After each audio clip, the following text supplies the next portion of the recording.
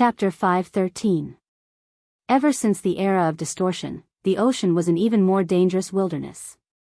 The original ecology of the ocean had already suffered irreversible damage, and a new aberrant biosphere had taken its place. In a certain sense, there were no living creatures in the ocean that were not aberrant. Even the most common of fish and shrimp had traces of aberration. Jean Tong silently swam in the ocean. Even someone as experienced as him had to be extremely careful in such a region, not to mention that he was currently heavily injured. But from another perspective, it was only in this environment where danger lurked on every side that he could slightly dispel the deep pressure Her Majesty Empress Wu exerted on him. Perhaps Her Majesty Empress Wu had the demeanor of a powerhouse who would keep her word, but his hunter's instinct still made Jean Tong use the complex environment of the ocean to make a series of evasive maneuvers. Right now, he was at least 100 kilometers away from the shoreline. He had stirred up 2 large shoals of fish along the way. With them as cover, even the most proficient in tracking techniques would find it hard to track his movements in a short amount of time. But during the tense process of making arrangements, he would occasionally have bad memories enter his mind. Most of them were scenes of bitter defeats in Xia City. There was nothing he could do about it. He unconsciously had to use Her Majesty Empress Wu as a foundation when he made all his arrangements. Every thought was a type of deduction and calculation. It was impossible to escape. Only after directly confronting Her Majesty Empress Wu did he understand how terrifying this woman was. Jean Tong had mingled in the inner world for a long time. He was a first-rate hunter in the wilderness. He recognized nearly all of the 100 or so extraordinaries in the world. He had a deep understanding of the situation in this circle. Of the extraordinaries he knew, none of them could be underestimated. Each of them had their own unique skills. However, in the 50 years since the advent of the era of distortion, there had not been a truly complete cultivation system in the world. All ability users, including the extraordinaries, were still fumbling around. When he sparred with those extraordinaries, he could feel the different brilliance of each person. He could feel their marvelous domains, but upon closer examination, there were always some details that were a bit prickly. It was hard to call them perfect. Only when sparring with Her Majesty Empress Wu gave him a completely different feeling. Strictly speaking, the clash between the two lasted only 3 rounds. But in these 3 rounds, Her Majesty Empress Wu's moves seemed simple and clear, but they were all just right. Not one bit more, not one bit less. Her control of the battlefield, her attacks, and her changes in tempo were simply textbook demonstrations. It made people feel that she was not only broad-minded, but also had a mature and stable set of rules. From Jean Tong's point of view, Her Majesty Empress Wu's attack had no flaws or weaknesses. Every detail was perfect, forming a towering peak that could not be moved. This was the so-called, the more you look up to it, the more you look up to it. What was a divine weapon and what was a piece of scrap metal? It was clear as soon as one touched it. In fact, when the martial monarch released the techniques of the dripping sword and the burning heart saber on the internet, it had already given people such a feeling. It wasn't difficult to come up with an offensive technique. What was truly difficult was to be precise, concise, and high-level. The more Jean Tong experienced it, the more he felt that there was a lot of knowledge in it. Looking at it this way, even though he had lost miserably, he had gained a lot as well. It would be greatly beneficial for him to comprehend it carefully when he returned. Jean Tong sighed unconsciously. Are there really people who are born with knowledge in this world? No, that's not right. Jean Tong suddenly shook his head and subconsciously touched the metal band on his forehead. The perennial chill seeped into his skull, but it suddenly stirred up a fire in his heart. There was no such thing as someone who was born with knowledge in this world. Putting the miraculous label on an unsolved matter was just the behavior of a fool. Rather than putting someone else on a pedestal, it was better to put himself in their shoes and think. Perhaps Her Majesty Empress Wu's achievements had a more complicated origin, just like what he had experienced in the past. The fire in his heart didn't last too long, and baseless speculation couldn't solve his current injuries. Jean Tong sank that speculation to the bottom of his heart and wanted to find a relatively safe area to recuperate. He moved, gently shaking his body to rub against the vibrations of the seawater. He emitted ultrasonic waves like a dolphin, probing the surrounding terrain and the living creatures. This was a small technique that experts of the physical side used in place of spiritual senses. It was said that there were many living creatures in the natural world that could emit ultrasonic waves and infrasound waves. Dolphins, bats, tigers, and elephants before the era of distortion were all typical examples. After the change of generations, there were only more such living creatures. Jean Tong knew that there were at least 100 species of living creatures on land and in the sea that possessed similar instincts. However, to be like Luo Nan of Xia City, to be able to emit destructive high-energy infrasound waves by relying on a mutant tool that wasn't even remotely related, Jean Tong's thoughts suddenly froze. That's not right. There was no reason for him to suddenly think of Luo Nan. Jean Tong's psychic senses of an extraordinary and the reality of his heavy injuries made him exceptionally sensitive. Moreover, he really did have a feeling of discomfort. His figure suddenly came to a stop, calmly hovering in the seawater. He temporarily stopped using ultrasonic waves to probe. His figure merged with the seawater, and only his thoughts and senses spun at high speeds. He switched from active probing to passive receiving. Every movement in the surrounding sea area was transmitted to him through vibrations, temperature, and other forms. He didn't have the extensive and meticulous perception methods of psychic ability users, but his tempered psychic senses could target a vague threat point in a certain direction and obtain an instinctive response. He could at least know where the threat was coming from through this method. However, the problem was much more serious than he imagined it to be. After he truly reacted, he discovered that all around him, above and below him. Actually, he could sense the entire sea area. He had entered a subtle and ice-cold atmosphere. Perhaps there wasn't anything that could directly threaten his life right now, but it was as if there was an incorporeal specter near him. The specter wandered about, drifting up and down. A bone-chilling chill that transcended the plane of reality seeped into him, thread by thread. This chill seemed to be familiar to him. Jean Tong's figure floated up with a thought, and he broke through the surface of the sea. The gloomy colors of the sea and sky had persisted for many days. The surroundings of Xia City and the open sea were all like this. Right now, the sea was covered in powdery rain. It couldn't be considered a freezing rain, but it was still cold and dense. Jean Tong allowed the powdery rain to brush against his face as he gazed into the distance. He relied on the keen perception of an extraordinary to lock onto a blurry yet tangible dividing line from the dusky scene of the sea and sky. It was this dividing line that separated the pure power of nature and the interfering scene that was infused with the will and emotions of an individual. Commonly known as a domain. This dividing line continued to push into the distant sea area without end. It dyed the boundless sea and sky with a deep personal color, as well as a bone-chilling killing intent. So that's how it is. Jean Tong had long since seen through the strange phenomenon of the freezing rain in Xia City. It was the result of human influence. But he had always believed that the work, including the raindrop sword slaughter, should have come from Her Majesty Empress Wu. But after fighting with Her Majesty Empress Wu, he suddenly came to a realization.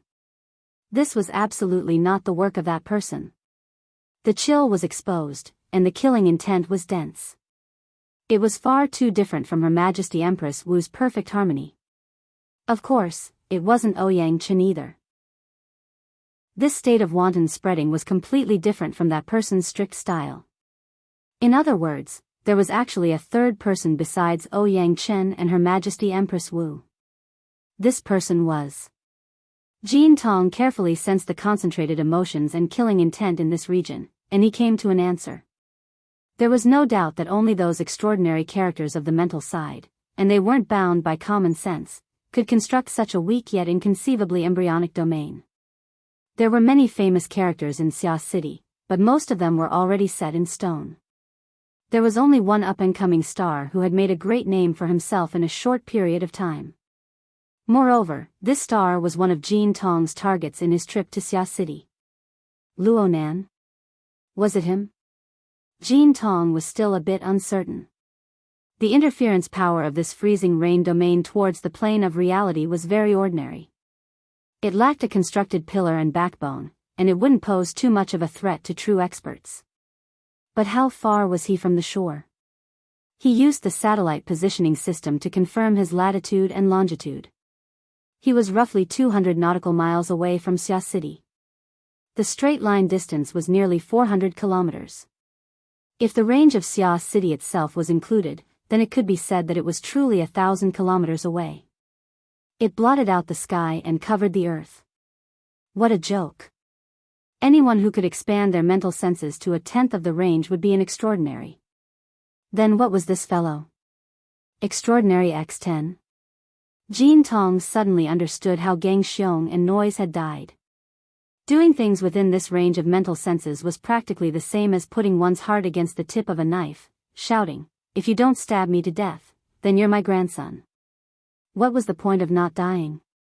Though he was already several hundred kilometers away from Sia City, Luo Nan's knife light had begun to draw shadows behind his neck. Jean Tong snorted coldly when he thought of this. His energy surged outwards, forcefully breaking through the rain and mist that filled the sky. The penetrating chill was isolated outside. He soon discovered that this was meaningless. He suspected that Luo Nan's domain did not specialize in confinement and killing. It was more like a carrier for mental senses. So what if he drove it away and shielded it? The dividing line of the sea and sky scene was several dozen kilometers wide. It was vast and mighty, and it was hard to see the end. How could he drive it away with the strength of one person? Could it be that he had guessed wrong? Luo Nan had the strength of one person. How in the world did he accomplish this? He carefully examined the principles of this domain. It was connected to the polar domain above and to the microscopic form below. Only by severing this connection would he be able to act. It would have been fine if he was on the mental side. At worst, he could just retaliate back. But in this current situation, Jean Tong let out a breath. He was simply unable to estimate the limits of Luo Nan's soul strength. He was also unable to imagine the scale of Luo Nan's reserves. Cough, cough. His blood rushed to his throat, causing a knot to form in his heart. His irritation gradually rose. If he were at his peak, he wouldn't care. Even if Luo Nan entangled him, Luo Nan would be nothing more than a mosquito. Luo Nan would not be able to harm his foundation. But right now, he urgently needed to find a place to heal his injuries. How could he gather his strength if he was constantly being watched? Jean Tong suppressed his negative emotions with difficulty, but he knew that he had to change his plans. He hoped that Her Majesty Empress Wu was a person who kept her promise. He used his wristband to contact his subordinate who had been lingering in the open sea. He reported his current coordinates. "Come here and pick me up." It was safest for an injured beast to lick its wounds in an isolated and uninhabited place. But right now, Luo Nan was like a maggot attached to the bone. He needed to leave the sea area covered by the freezing rain domain as soon as possible. He crossed the dividing line with the fastest speed possible, suppressing the expansion speed of Luo Nan's domain.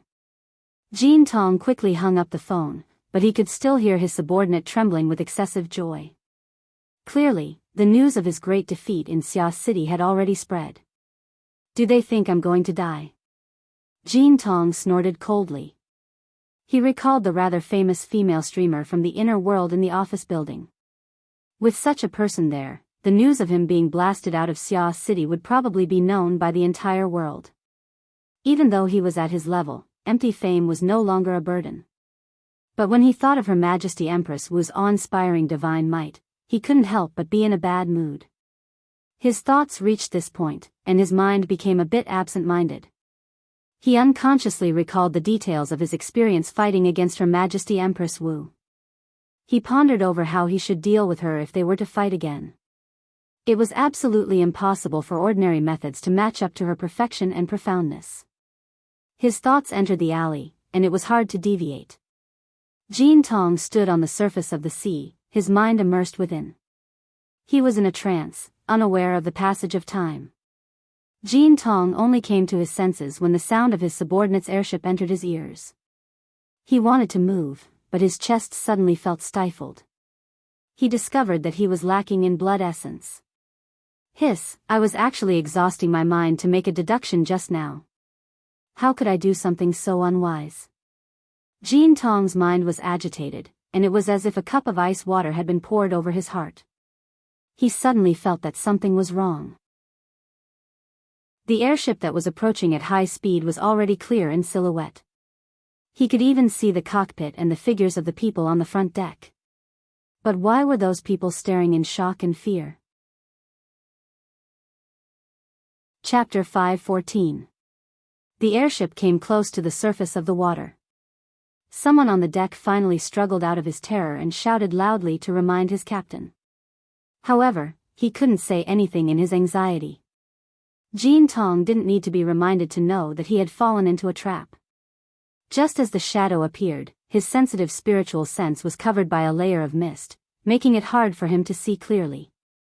He sank his mind and subconsciously took a step out on the surface of the sea. He saw a black curtain falling from the sky, covered by an infinite starry sky. He saw smoke and clouds rising together, and there was even the sound of metal clanking. As for the feeling on his body, it became even worse. It was as if he was wrapped by something, and it was very difficult to move. Jean Tong's face darkened. Just as he was about to return to his inner vision to check his meridians, a huge furry claw suddenly stretched out from the depths of the smoke and clouds, pouncing towards him. Blood-colored flames curled around it. Before it could be seen, the surrounding void and even the spiritual plane were already rumbling and shaking. It was as if a volcano had erupted, shaking the earth and mountains, and the scorching heat was pressing down. Such a close distance, such a violent method, and it could even surround the spiritual and material planes. There was no room for people to move or dodge. It was difficult to even find the time to think. Jean Tong's eyes flashed with electricity. He slashed with his half-metal arm, and the electric long blade slashed down with thunder.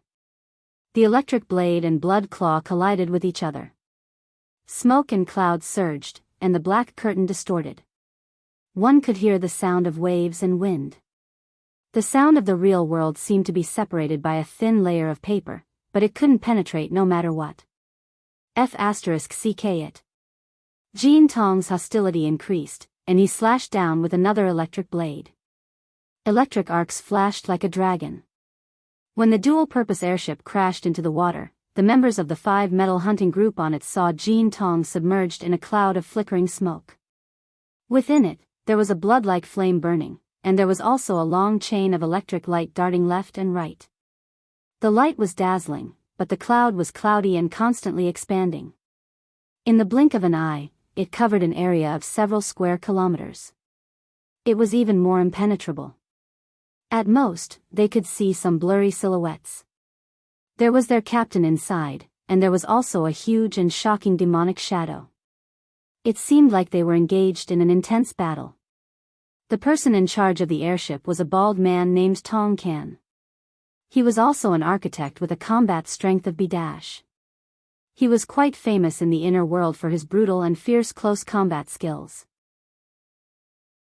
He was a first-rate grandmaster of combat, and was the classic example of someone who was careless on the outside but meticulous on the inside. He was in the control room right now, looking at the marvelous scene on the surface of the sea. He thought to himself, could it be that Xia City is unforgiving? Could it be that they sent people to hunt me down? Could it be that 2 extraordinaries are fighting with their extraordinary domains? If that was the case, then he shouldn't have gotten too close. He ordered loudly, turn the rudder quickly. Who would have thought that not only was the cloud expanding at an extremely fast speed, but it was also leak-proof? Suddenly, a long lightning dragon appeared at the edge of the cloud, tearing through the clouds and pouncing towards the airship. Be it in the steering room or on the deck, the group of people turned pale with shock. "Leader, it's us." His words were completely useless. The lightning flashed at an incredible speed. In the blink of an eye, the uncontrollable lightning dragon hit the airship head-on, sending electric arcs everywhere.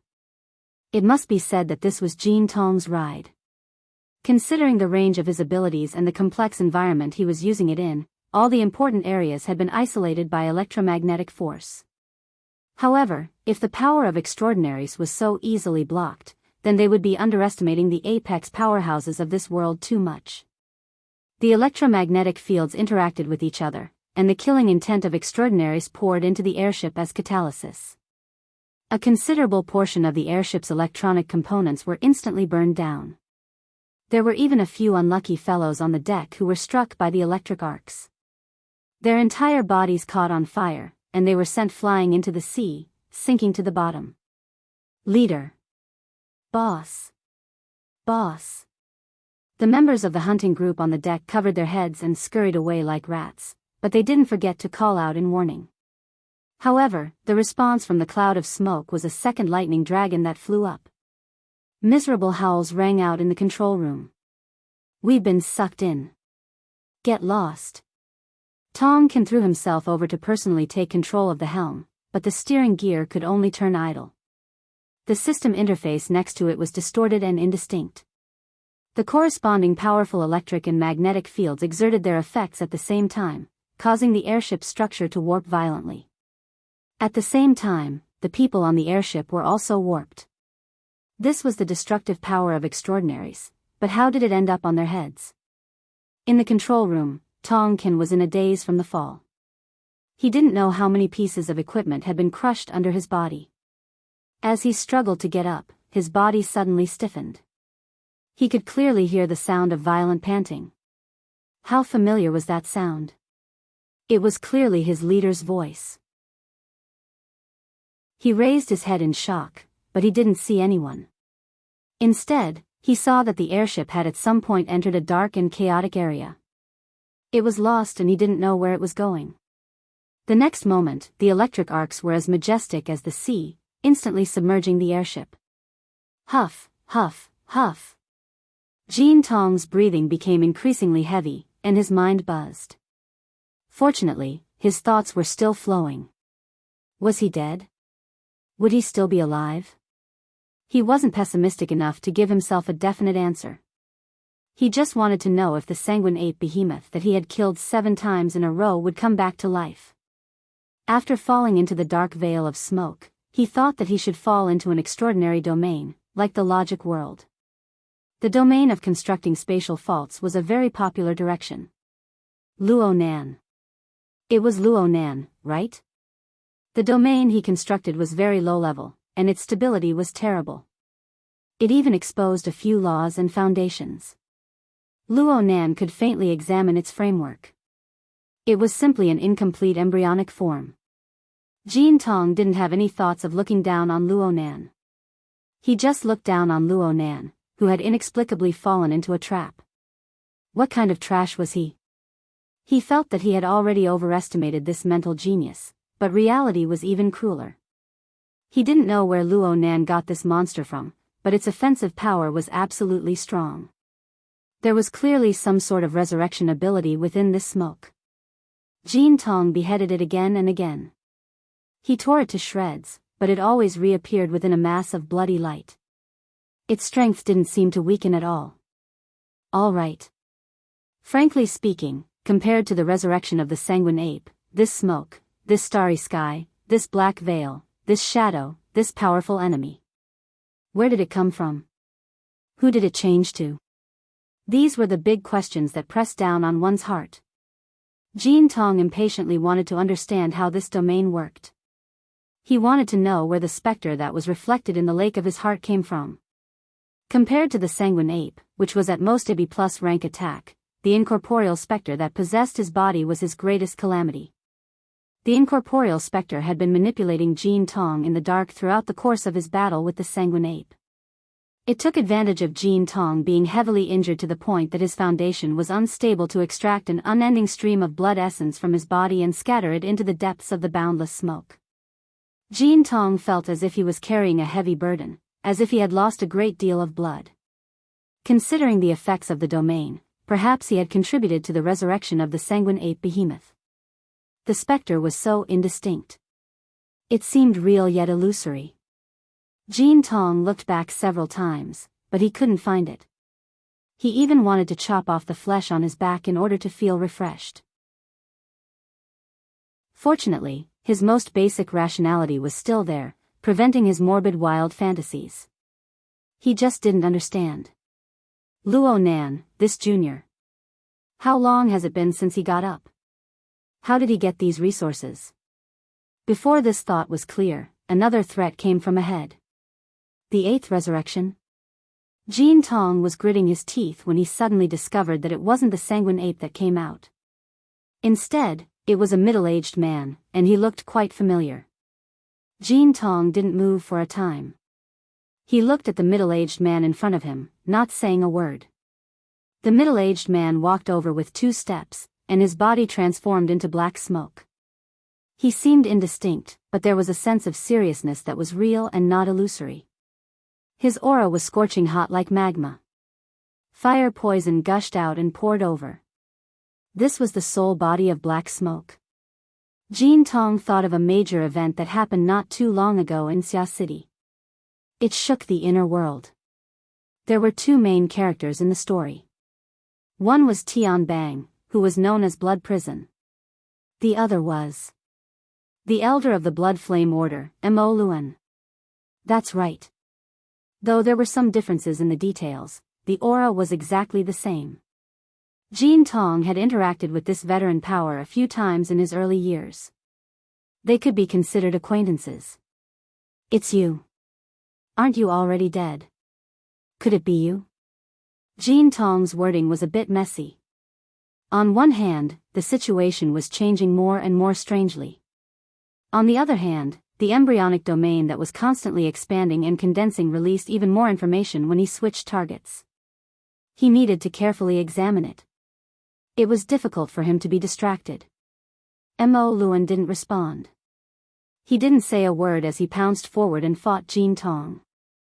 Jean Tong didn't fear Mo Luan even though he was currently heavily injured due to the difference in realms between an extraordinary and an architect. What's more, this fellow's combat style was clearly somewhat stiff and inflexible. He wasn't like a living person. Was he a puppet? Actually, Jean Tong could have beheaded Mo Luan in the 5th round, but he didn't do so. This was because Mo Luan's existence had opened up some of his train of thought. Every order had its own set of rules and laws. If it was the Blood Flame Order. Jean Tong suddenly came to a realization when he looked at some of the foundations of the laws exposed in the misty space. Sure enough, this place was actually an altar that hadn't truly been completed. It was just an old trick of the Blood Flame Order. They borrowed external power to make the so-called blood flame will materialize and receive its blessing. If one looked at it from this angle, though it was a sacrifice, the 3 animals weren't prepared. He was the animal used to sacrifice to the heavens. You've got guts. His heart exploded with fury, and he laughed in his extreme anger. Lightning was like a blade in an instant, and the magnetic force was like a lock. He locked Mo Luan's figure in an instant and killed him with a single slash. However, the black smoke dispersed and reformed. Mo Luan's body was reborn within a few breaths, and he pounced forward once more. So, you've also become a puppet in this chaotic world. Is this a conspiracy of the Blood Flame Order? Or is this the handiwork of that kid Luo Nan? It can't be that Luo Nan already predicted my fate, right? Jean Tong's mind rang with alarm when this thought became clear. He was a grand and powerful extraordinary, yet he actually had such weak thoughts. His mental strength was clearly damaged. He couldn't waste any more time. It just so happened that he had roughly seen through the changes in the laws of space. If he didn't exert his strength now, when would he? This thought was born, and the metal hoop on top of Jean Tong's head became even colder. A slight pain pierced his forehead, and it changed in an instant. It was like fire and lightning striking down from his brain, binding his entire body. Jean Tong's pupils darkened as the pain assaulted him. The lightning and magnetic field ring retracted within his body, allowing Mo Luan to attack within. His gaze grew even colder as he watched the black smoke's soul body transform from illusory to real, about to seep into his body to attack. Suddenly, thunder rumbled in the air, and lightning flew out before the thunder. It slashed through the black smoke in front of him. Not only did this slash kill Mo Luan once more, but its power grew even stronger. It brought with it an electric and magnetic field, using ionization and electrolysis to diffuse the void. It mixed with material properties and contained a sharp edge. It forcefully pierced through the transformation of the smoke and clouds. Another clap of thunder rang out, and light suddenly appeared. A high cliff suddenly rose from beneath Jean Tong's feet. Its power coiled and lingered, and lava flowed. There was an altar at the peak of the mountain. Rays of light coiled around it, forming over a dozen groups of runes. The mountain acted as a prison, trapping Jean Tong within. The binding and oppressive feeling behind him grew heavier, faintly resonating with the altar and the runes. Jean Tong laughed in spite of himself. He had finally revealed himself. Though this place was unfamiliar, he had Mo Luan's lead and combined it with the relevant information. He already had some ideas. The Blood Soul Temple. It really was a remnant of the Blood Flame Order. What was the relationship between Luo Nan and the Blood Flame Order? Forget it. None of this was important. It could be seen from the attack just now that Jean Tong's extraordinary strength had already exceeded the bearing range of Luo Nan's embryonic domain. Then no matter how miraculous the Blood Soul Temple was, it was nothing more than an illusion to him. Could it be that Mo Luan was no longer reborn? He had even used his own psychic perception to capture the location where Luo Nan was suspected to be. That fellow was right above his head. Did he really think he was some sort of supernatural being that overlooked the world? Die. Jean Tong didn't give Luo Nan any time to react. Lightning condensed into a flying spear, and he raised his arm, ready to throw it. His strength was about to be released, but a few ice-cold fingers pressed against his wrist at this time. Behind him, Jean Tong's hair stood on end in an instant. Lightning swam around his body. Under the catalysis of the powerful electric field, his figure seemed to have shed the boundaries of an ordinary body. He twisted into light and pounced forward. He turned back in the blink of an eye, and the thunderclap lightning blade hummed as it slashed forward. The lightning had yet to arrive, but a figure had already appeared. Jean Tong's heart thumped heavily. He felt a bit stuffy. Wu Zhao. The person behind him wore a white shirt and trousers. His black hair was like a waterfall, and he held a scroll in his hand. It was Her Majesty Empress Wu, who had just beaten him to the point where he couldn't even fight back. Jean Tong's mind nearly exploded in that instant. The only thought in his mind was to turn around and leave. But a second wave of stimulation from the metal headband poured into his mind, catalyzing his state to an unprecedented peak. His mind was even more marvelous. It was as if the heavens were helping him. His gaze swept past, and he suddenly saw a faint shadow on Empress Wu's shoulder and flank. It was like limbs were spreading out. It was like a demon had appeared in a trance. This shadow. It was an incorporeal wraith. It was in the shape of a spider. That's right, the human-faced arachnid. Jean Tong seemed to understand a lot in that instant. He could clearly feel a great loss of blood and energy in this moment. It was as if a demonic god had chopped off half of his flesh and blood. And the flow of the vital energy of the flesh and blood was the amalgamation of the martial monarch and the human-faced arachnid before his eyes. To be precise, it was the image of the martial monarch that the human-faced arachnid had stripped from the depths of his mind. Jean Tong stared fixedly at this demonic image, and a few questions that were hard to solve were connected in his mind bit by bit. Without a doubt, this human-faced arachnid was the one that had possessed his body and soul. Its attack channel was most likely the crack in his mind that had appeared when he faced the martial monarch's miserable defeat. The human-faced arachnid had taken advantage of the flaw in his mind to extract a steady stream of blood essence and vital energy. It had fed Luo Nan's embryonic domain and propelled the operation of the Blood Soul Temple. Now this thing had done something even more inconceivable. It had actually used the demonic barrier in Jean Tong's mind to condense his energy and form the shadow of Her Majesty Empress Wu. Using my heart's demon to kill me. This method is truly marvelous. What a monster. Jean Tong spoke, but he wasn't angry. Instead, he was happy. He laughed loudly. In the end, Luo Nan is still a junior. She saw that I had broken through her domain and was about to attack. She was worried, so she ordered the human-faced arachnid to forcefully extract her blood energy. This caused the demon within her body to transform into a demon outside of the martial monarch's form. Perhaps this would have been a brilliant move against the mental side. But I am a fleshly extraordinary who slaughtered my way out of a pile of corpses. Do you really think that I, your father, lost to the martial monarch, can't even beat her shadow? Amidst his loud laughter, electricity coiled around Jean Tong's body. He rebuked the clouds. Very good. As long as I can slay the martial monarch's demonic shadow, it is the same as slaying the flaw in my own mind. I will cut off future troubles. Even if I lose a great deal of blood essence, I will still have gained. When the time comes, I will regain my freedom and open a new world. Jean Tong's laughter had yet to fade away when the stimulating power of the metal headband increased for the third time. He didn't hold back at all. He no longer cared about the injuries on his body. He operated with all his might, pushing the transformation of his body and soul to the limit. It was as if he was still in a state of being aided by the gods. The more painful it was, the clearer it was. Aha! Jean Tong launched an attack at the shadow of the greatest enemy of his life, and the martial monarch's demonic shadow advanced noiselessly. The two sides clashed, colliding dozens of times in an instant. Then, electricity scattered in all directions, and the magnetic field collapsed.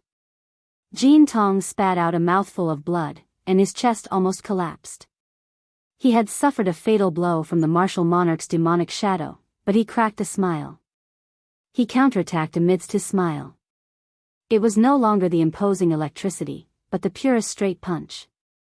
His long arm was like a sword as it pierced into the martial monarch's demonic shadow's chest. I'll learn from you. Once the wondrous meaning was felt, the inside and outside became bright. A speck of spiritual light shone through the universe. Jean Tong laughed loudly. He was about to take advantage of the situation and break the domain's embryonic form in one fell swoop, but his laughter suddenly became hoarse. It was also a straight finger. It passed through the martial monarch's demonic shadow, which had already begun to collapse, and pierced his extended arm into his chest. Wherever it hit, the blood coagulated and then spoiled. His internal organs accumulated fluid and rotted in the blink of an eye. His body decayed, and his white bones were exposed. Moreover, it spread throughout his entire body at an astonishing speed. One finger destroyed his entire body's vitality. Jean Tong's expression froze. He could only watch helplessly as his own body decayed. He no longer had the power to reverse the situation. The one who caused all of this was a thin, malnourished figure. At this moment, he was right in front of Jean Tong. He slightly leaned to the side, letting Jean Tong's stiff straight arm pass by. His eyes were tranquil and nearly empty. Jean Tong had seen this figure before. Just today, before he entered Xia City, he confirmed his most important objective once more. 16 billion in wealth, 2/1000 of the shares, and the authority that was closest to the apex of the world. Jean Tong's eyes widened. He wanted to reach out and grab it, but that figure dissolved like mist, leaving no trace behind. The Blood Soul Temple shook. The clouds hung low in the sky, and bloody light surged. Jean Tong's mostly decayed body was on the altar. His feet had already sunk into the altar. It was not accurate to say that he had sunk. It was more appropriate to say that he had dissolved. Chapter 5:15. Xia City Time, December 9th, around 1:00 in the afternoon. The Coastal Defense Forces stationed in Xia City received an offshore detection alert. A regional magnetic explosion had occurred in a certain region of the sea. Although it didn't directly affect normal production and life, it could cause interference to the mutant lifeforms in the nearby region. Although it was already the end of the year and the astronomical great tides had subsided, the Coastal Defense Forces still didn't dare to lower their guard due to the turmoil in Xia City. They had been upgraded to the 3rd level of combat readiness. 5 minutes later, the drone took off and arrived at the target sea area 20 minutes later. The high-definition camera carried by the drone captured the most dangerous and eye-catching elements of this region with practically no difficulty. When the staff responsible for command, surveillance, and control saw the deathly white and cold region, the entire Coastal Defense Forces Command Center was unexpectedly silent. The sound of the drone's wings rippled across the sea. Tian Bang and Zhang Ji's armed helicopter arrived in this region of the sea almost at the same time as the drone. It circled in the air above. The scene they saw with their naked eyes was more realistic, more chilly, and more impactful than what the command center saw through the camera. On the undulating waves of the sea, a hill over 15 meters tall quietly floated. The vast majority of its structure was deathly white and soaked in the color of deathly stillness. It was simply formed from countless bone fragments pieced together. Broken bones and sharp stubble crisscrossed and crisscrossed, vividly distinguishable. The white bones were like a mountain, floating in the sea. The doors on both sides of the helicopter were open. Zhang Ji occupied one side. The sea breeze and the turbulence from the helicopter's wings assaulted her face. She didn't know when, but she held her breath. She just subconsciously controlled the hovering camera to circle around this white bone hill. She took close-up and long-distance shots without end. The satellite network didn't care about the cost. The clear images were transmitted back to the live broadcast room and into the eyes of over 20,000 people. For the time being, Zhang Ji didn't care what kind of repercussions such a scene would cause. After the initial period of shock, she was finally able to analyze more things from this white bone hill. She noticed that the skeletons on top of the white bone hill were all thick fish bones. Occasionally, there would be bird bones mixed in. The components should be the life forms of the surrounding seas, and 99% of them were mutants. The problem was, the color of the bones was awe-inspiring like new. But what about the flesh and blood? Was it scraped clean? Or was it eaten away by something in a short period of time? The unrestrained imagination was even more chilling than the bones in front of him. And under the mountain of bones, there was a special component that didn't match the whole thing. It was a half-tilted dual-purpose airship. Its body was twisted and deformed, and there were traces of fire in some areas, but they were also covered by hills of white bones. It was precisely because of the existence of this ship that the dense bone mound obtained enough buoyancy to float on the sea surface. Zhang Ji shifted the camera and scanned the ship. Finally, it locked onto the ship's number and name. Gold accumulation. Zhang Ji scanned through the information in her head, and her breathing became a little stifled. This is the transport vehicle of the 5 metal hunting group. From the looks of it, they might have been completely wiped out. She didn't get a response from Tian Bang. It wasn't just because of the noise from inside and outside the helicopter. In fact, ever since they arrived in this area, Tian Bang, who had always liked to joke around and take advantage of others, was surprisingly quiet. At this time, he just knocked on the headset, signaling the pilot to come closer. When the helicopter was almost directly above the White Bone Mountain, Tian Bang, who was at the other side of the hatch, jumped down without any warning and landed on the top of the White Bone Mountain. The top was relatively flat, and the entire White Bone Mountain seemed to be pieced together casually, but it was surprisingly sturdy. The entire White Bone Mountain didn't move at all even after Tian Bang jumped down. There was such a thing? Seeing this, Zhang Ji also wanted to jump down, but just as she moved, she saw Tian Bang waving at her, stopping her. Was there any danger up there? If it was just danger, Zhang Ji wouldn't care. But on top of the White Bone Mountain, Tian Bang's expression was unprecedentedly stern and grave. It directly stopped Zhang Ji from challenging his patience. In the next moment, Zhang Ji saw the format of fire outside Tian Bang's body. He reached out with his arm, but this time, he was absorbing the seawater below the White Bone Mountain. The undulating sea surface was like a dragon sucking in water, and a whirlpool formed. A stream of water directly rose up and went straight to the top of the White Bone Mountain. Another stream of water flowed from bottom to top, submerging the bottom of the White Bone Mountain, and the foundation of the ship. The seawater rose and fell, instantly washing the White Bone Mountain. On the mountain, the cracks in the bones and the holes in between had water flowing up and down. What was Tian Bang doing? Zhang Ji didn't understand. There were countless ability users watching the live broadcast right now, and they had the same thoughts as Zhang Ji. However, Luo Nan didn't care about their discussions and debates in the live broadcast room, the forums, the chat group, and various other channels. Luo Nan was sitting in the waiting area of Xia City's administrative hall right now. Since it was Sunday, most departments weren't working. There weren't many people here. Qinikuan, who was in charge of security, was very idle. He held a flexible screen and watched the live broadcast. The display showed the White Bone Mountain in the open sea, as well as the trajectory of the surging water. Luo Nan only scanned it twice, closed his eyes, and pondered over his own matters. He was a participant, the leader, and the manipulator of this entire situation. He was also the true winner of today's bountiful profits. Even though it had been some time since the matter, he still needed to calm his mind and straighten out his subsequent train of thought. Yes, he had used his own various resources to successfully behead Jin Tong. This was an amazing accomplishment. And the core thing that allowed him to realize this accomplishment was the altar frame that he and the Wraith sign had constructed together. It could be called the Beast Fighting Arena. In the marvelous space constructed by the order frame of formatting theory, Luo Nan was the controller. He had always been playing a game of balance where there were gains and losses, Luo Nan had experienced something similar before. At the time, the Wraith sign and Rui Wen had exchanged pointers on the altar.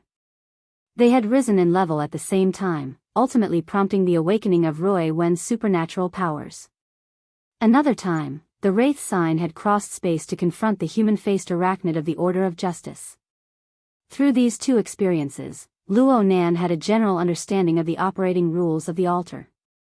As long as one maintained self-will here, one would be able to borrow the power of the sacrificial offering to ascend and break through. One was bound to gain something here. But at the same time, those who stepped onto the altar were sacrificing themselves in order to comply with the ultimate rule. The winner takes all.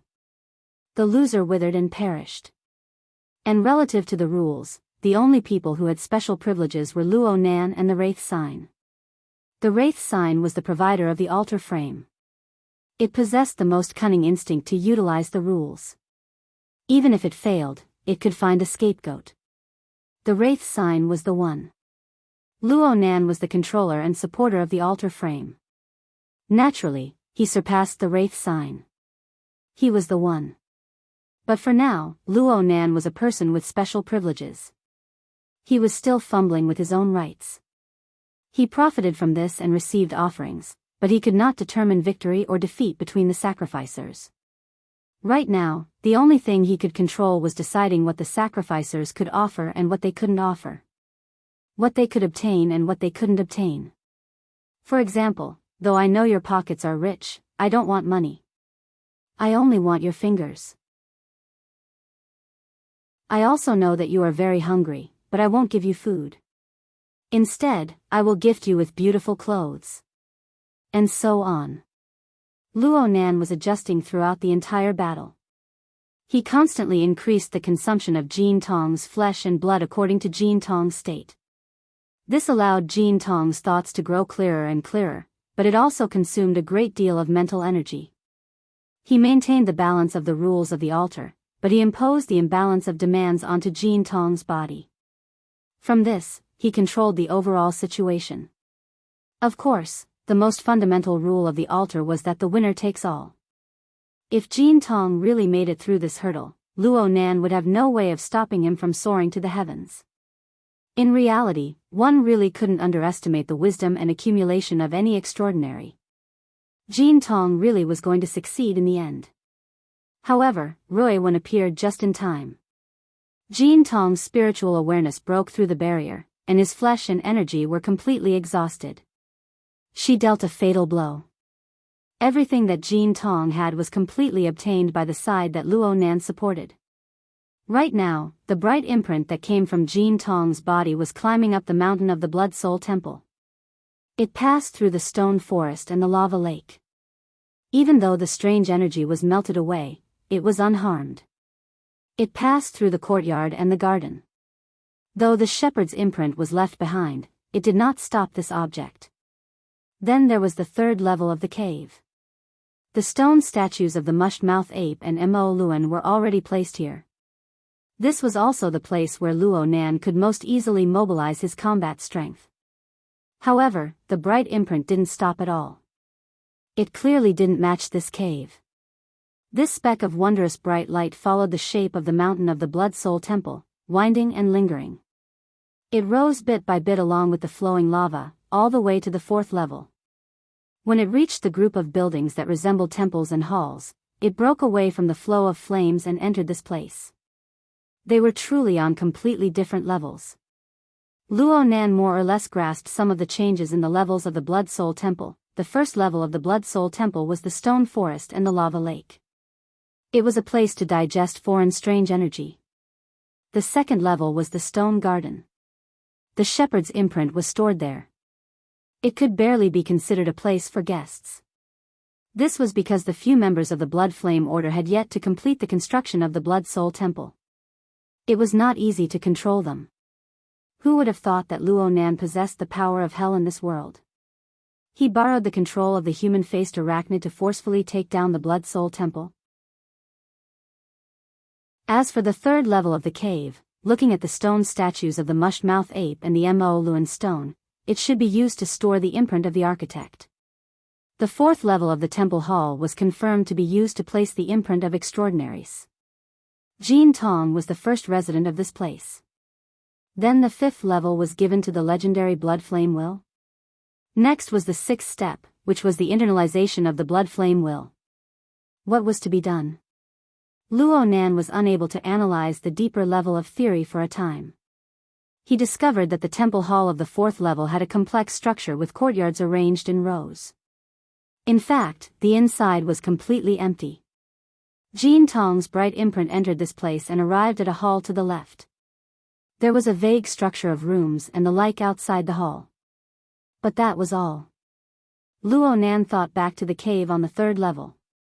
There were several faceless stone statues. He just needed to wait for the imprint to connect and fill the place with bloody light. Then there would be a supernatural phenomenon.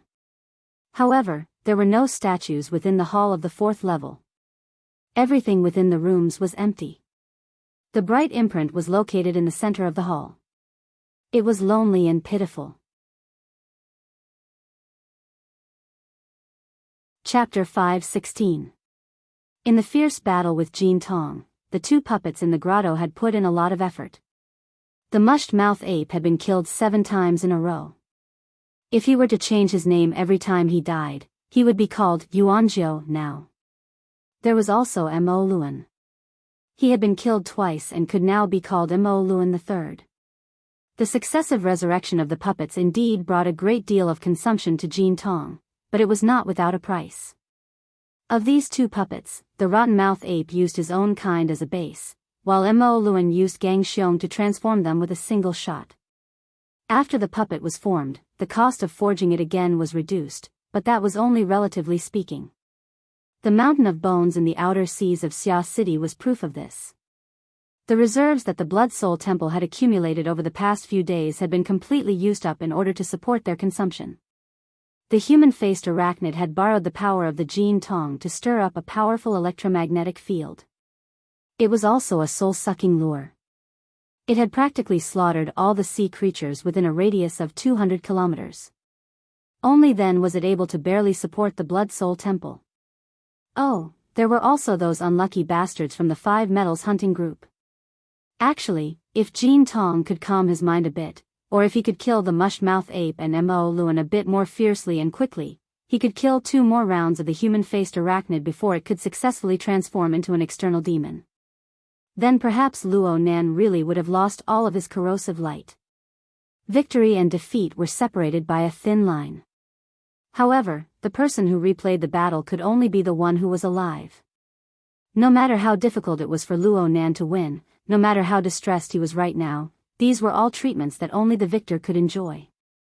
Now, the golden tree essence chi that the altar frame had seized should be divided equally between Rui Wen and the Blood Soul Temple. However, with Rui Wen's unique ability to assimilate her body and soul, she had no interest in these foreign impurities. She did not accept them at all, which benefited the Blood Soul Temple. The problem was that in the level of a closed system, the Blood Soul Temple really did not have the capital to monopolize it. A portion of it would be transferred to the Wraith Sign to enjoy, and the Wraith Sign would divide out a portion to offer to Luonan. Most of the resources used by the Bloody Soul Temple were used to build the Path of Blood and Fire. Currently, the altar at the summit had just been built, and the first 5 stages of the Bloody Soul Temple had been completed. There wasn't much left. The Blood Soul Temple was still continuously converting the impurities from the outside world to replenish their losses. The whirlpool in the lava lake in the stone forest was surging, it was chaotic. However, even if one could only enter the first 2 floors but not leave, the majority of the blood-red light was intercepted by the 3rd floor. Luonan watched the 2 stone puppets absorb the bloody light in an unending stream, while the 4th floor was only able to get some leftovers. This level of authority was messed up. He had originally wanted to interfere and see what kind of abnormality Jean Tong's bright light mark would produce. But after careful observation and evaluation, if the mark of light was to be completely enriched, the current amount of blood light energy would not be enough, even if it was multiplied by 10. Based on the situation of the cave puppets, it had at least 70 to 80% of Jean Tong's combat power at its peak, so the energy reserves needed were naturally massive. Unless he killed another transcendent. Go to hell. Luonan suppressed this dangerous thought to the bottom of his heart for the time being. He couldn't help but think, what would happen if I went hunting? The wilderness, the ocean, or the cloud world? Luonan felt a bit delighted. It was hard not to have such thoughts after beheading an extraordinary of the 100 Greats level. But very quickly, a phone call suppressed his emotional water level by a lot. The call was from Emoya. She asked immediately, "Are you okay? Why wasn't he at the charity hall? Where are you, the police station?" "Ah. Oh. I'm fine. I'm fine." Only now did Luonan recall that the St. Mary's Church Hospital was one of the many murder sites reported by the Xia City Police. It was only a wall away from the charity hall they were at last night. No wonder Emoya exploded in anger. Based on this deduction, wasn't his attitude a little too calm today? Luonan felt that it was a bit inappropriate, but he couldn't change it for the time being. He could only answer honestly, "We're currently at the South City Administration Hall doing the procedures. Today is Sunday. Something happened at the charity hall. It's not good to stay any longer, so I asked someone to." Luonan pondered as he lied. Was this reason really useful? "I'm coming." "Hey, it's all over." "Hey." The other side had already hung up. Luonan couldn't help but sigh. Rui Wen's procedures were more or less done at this time. Could it be that he was still waiting here for Emoya to come over? Rui Wen, dressed in a simple t-shirt and cowboy attire, walked out from a compartment in the administration hall right as he was thinking. She was expressionless out of habit. Gauda followed closely by her side. As for the middle-aged man who was 2 steps behind her, he was a deputy chief of the Xia City SCA branch office. His surname was Hu. He had been requested by He Yuan to be appointed by the Xia City SCA branch office. He had rushed over specifically to help with the relevant business. As a high-ranking member of the SCA, this deputy chief who possessed a clearer understanding of the inner world. His information was updated quite promptly, and he didn't lack the proper attitude. Perhaps it was because of this that he was selected by the bureau to come over. Look at his expression. In any case, it wasn't natural. After all, the previous person in charge of this business, the person who had arranged for Luonan's group to be sent to the St. Mary's Charity Hall, was currently in the police freezer with his 9 companions, waiting to be cremated. Quantum Corporation was responsible for all funeral expenses. Spending people's money. Helping people block disasters. It was nothing more than this. Rui Wen didn't say a word. She walked to Luo Nan's side and stood there quietly. Whether it was the SCA's deputy chief or Chinikuan and Gouda, who were responsible for Luo Nan and Roy Wen's safety, none of them discovered that this thin, quiet, stunted girl had disappeared for 3 seconds half an hour ago. She had floated back after killing an extraordinary. In reality, even though Luo Nan had seen everything from start to finish and had even helped guide and locate her, he was still in a dream right now. Luo Nan smiled at Roy Wen and bowed to express his thanks to Deputy Chief Hu. "Thank you, Chief Hu, for your help."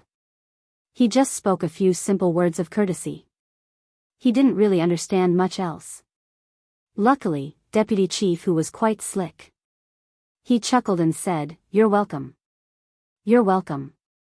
According to Mr. Luo's request, this child's relationship has been transferred to the Forest Wall District's Lawn Town Welfare Institute. Both sides are fine. Once the procedures are completed, we can handle the adoption procedures." Deputy Chief Hu was clearly playing dumb. He did his best to distance himself from the 16 billion or 0.02%. He did his best to control his gaze and not meet Roy Wen's. Luo Nan was well aware of this, but he ignored it. The so-called Lawn Town Welfare Institute was the one overseen by the Dean of Myriad Pagoda. Luo Nan had Roy Wen transfer her relationship there because this was the only place Luo Nan knew of. The Xia City branch didn't have a similar organization, so it was inconvenient to operate. Of course, it was just in name. Luo Nan would still keep Roy Wen by his side in the future. He couldn't let her go to the Welfare Institute. Luo Nan had a very good impression of the Dean of Myriad Pagoda, but this was a terrifying temptation on the level of 16 billion. Using unnecessary tests to measure a person's heart was really a very unnecessary and foolish action. Luo Nan had already notified the Dean of Myriad Pagoda before this. He would soon start the adoption procedures for Roy Wen. It was just that it was impossible for him to do this with his age. He needed to obtain the consent of his aunt and uncle. Mo Ye had left last night in order to get some information. He just didn't know what the results were. Luo Nan's mind wandered a bit as he thought about it. He was destined to be absolutely not a good person to chat with. He easily turned the topic cold. Deputy Chief Hu's mood was a bit complicated. He wanted to stay far away from Luo Nan due to his safety instincts, but he also wanted to befriend Luo Nan. Luo Nan pressed his ear while he was in a dilemma. "Excuse me. I need to take a call." Deputy Chief Hu hurriedly said, "Just do what you need to do." Luo Nan nodded toward him and connected to the hex ear. Papercut was contacting him through voice. Papercut first asked about Roy Wen's situation in the beginning, and Luo Nan didn't hide anything from him. Papercut was a bit shocked. "You're really going to adopt her? They're putting all the pressure on you. There's no difference. It's just a matter of time." Luo Nan already had a realization. A huge business deal of 16 billion would make the vast majority of people in the world go crazy. Those greedy people would be like mad dogs, searching for any opportunity to take a bite. Then they would bite down without letting go. Once Luo Nan stood on the stage, even if it was just his silhouette, he would be picked up by them sooner or later. Hiding, concealing, shifting, and the like would no longer have any meaning in the future. He would no longer have any fate with the so-called low profile. Luo Nan chatted for a bit and suddenly felt strange. "Brother Papercut, you're quite well informed. I just finished the procedures over here." Papercut laughed. "I'm with Dean Wan. Are you coming over in a bit?" "Huh? What's up?" Luo Nan really didn't have this plan today. He had already made an appointment with He Yueyin. Once Roy Wen's matters were settled, they would seriously discuss the security upgrade plan for him, Roy Wen, and his family. However, it felt quite strange for Papercut, who had nothing to do with Dean Wan, to appear at the orphanage. Papercut went straight to the point when Luo Nan asked, "It's because of the matter with old Jai. His situation is a bit strange right now. Can you come over and take a look?" "Worker Jai?" "That's right. I heard that not long after you left last night, he seemed to have thought of something. He stayed outside in the rain for an entire night, ignoring everyone. It was that kid, Diweiwu, who called me. Papercut sent Luo Nan a video. Luo Nan skimmed it a few times, but he didn't actually watch it seriously. This was because he could observe things through a more intuitive form. His thoughts stirred, and he followed the outline of the soul cloak. He crossed a distance of nearly 100 kilometers and arrived at the Orchid Town orphanage in the Forest Wall district. At this moment, worker Zhai was not in the orphanage. Instead, he was sitting by the roadside outside. There was a relatively regular stone under his butt, and his body was like a statue as he stared blankly at the freezing rain that was falling from the gaps between the buildings. In front of worker Zhai, the abandoned driveway that ran through the River Wu district, Forest Wall district, and Trigate district was already covered in thin ice. The bandits on the road had also quietened down. Luo Nan frowned as he observed worker Zhai for a moment. His initial judgment was that worker Zhai was in a state that seemed to be calm yet wasn't. It was a bit like an epiphany. The breadth and depth of worker Zhai's processing of information should have increased. Dean Wan and I both feel that old Zhai has entered some sort of state of enlightenment. However, it's hard to say what he's comprehending. This is a matter of the spiritual domain. You're an expert and you've been close to Zhai Yunxing recently. Do you have any guesses? When did I become an expert? Luo Nan shook his head. Actually, he already had a general understanding of what was going on. Moreover, he could solve the problem right now.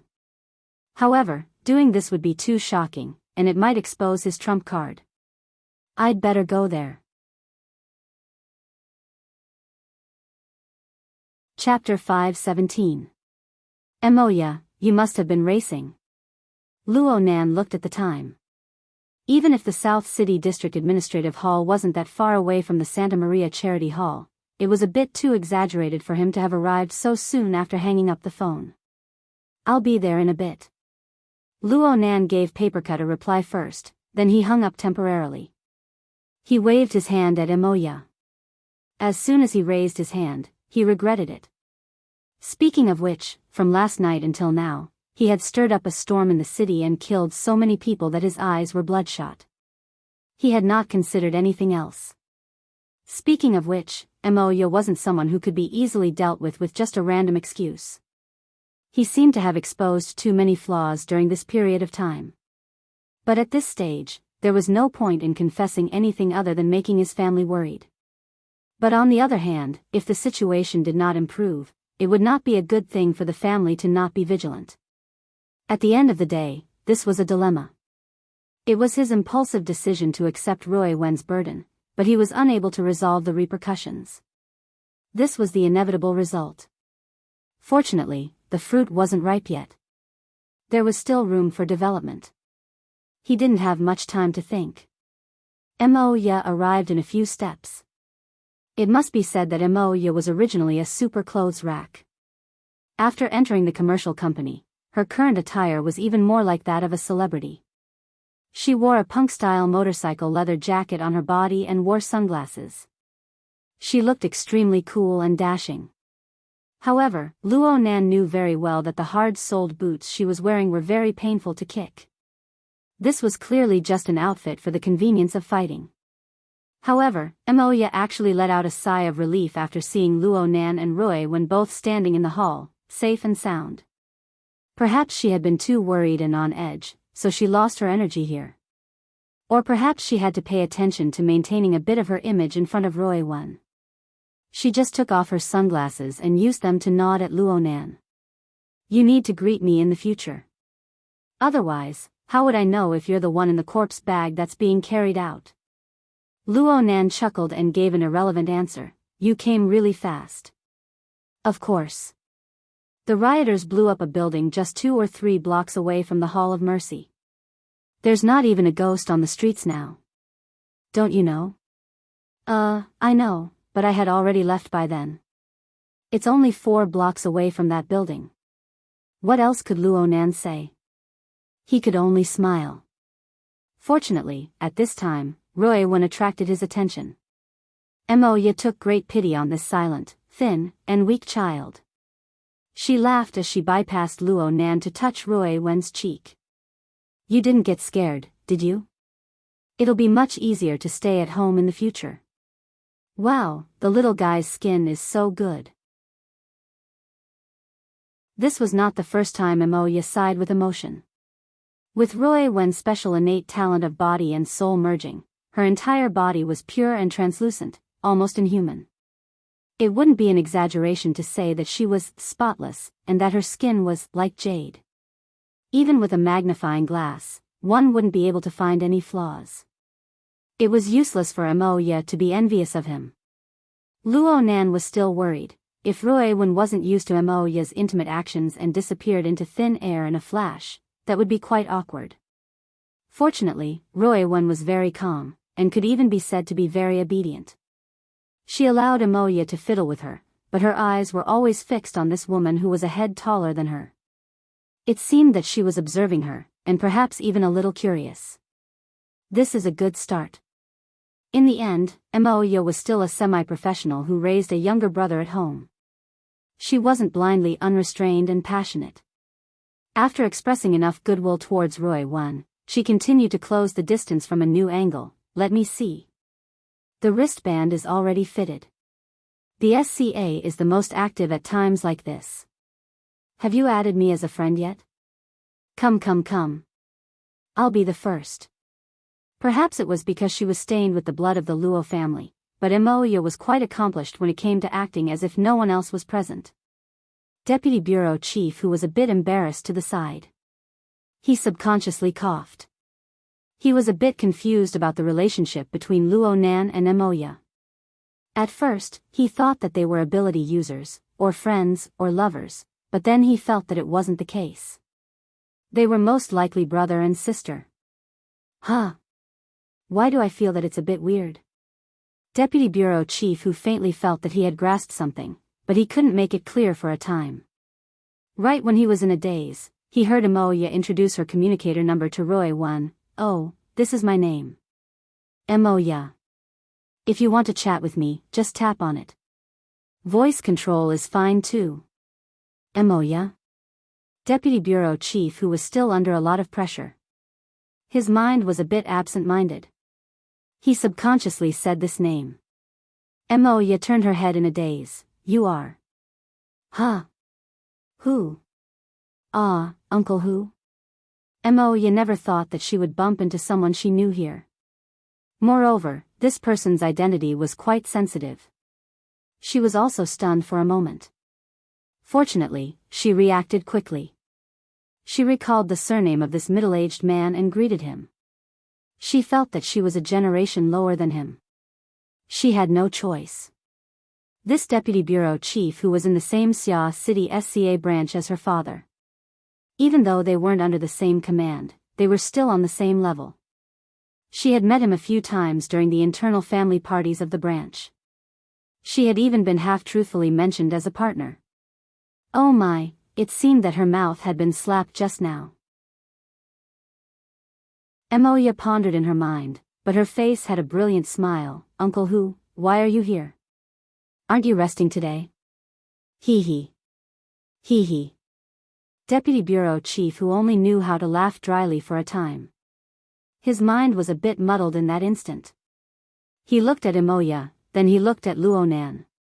Finally, through a certain nerve in his brain, he connected the two domains that didn't belong to each other. He connected the two siblings before him together. Bullshit authority of the inner world. Within a second, Deputy Bureau Chief, who had cordially greeted the 18 generations of the ancestors of a certain big shot in the system who had decided to isolate the authority information system of the secular world and the inner world. He had severed the mapping relationship. He had also given an important explanation on the family relationships of this big shot. Did the PR company of the inner world cheat on your wife? Otherwise, why would they come up with such an idea that would even clog up the Photoshop? In this moment, Deputy Bureau Chief, who recalled the flying shuttle that crashed near the SCA office building this morning.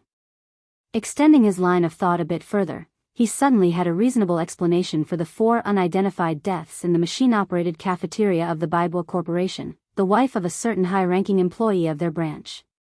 Of course, He would never forget that the entire leadership had worked overtime and been on standby since last night. They had quickly pulled out a long death list. What was even more bullshit was that they couldn't do anything under the influence of powerful figures in the military and government. Deputy Bureau Chief, whose originally pale face faded even more. He noticed that Imoya's gaze had already turned a bit doubtful. And the expression of that damned ancestor next to her was a bit unkind. What the hell was this? Ah. Deputy Bureau Chief, who used his decades of ruthless work experience to instantly deduce the most likely relationship state between this pair of siblings and their family. Then a smile blossomed on his face. Oh. It really is you, Imoya. You're a big star now. Then this is the one from the Hai Hang family.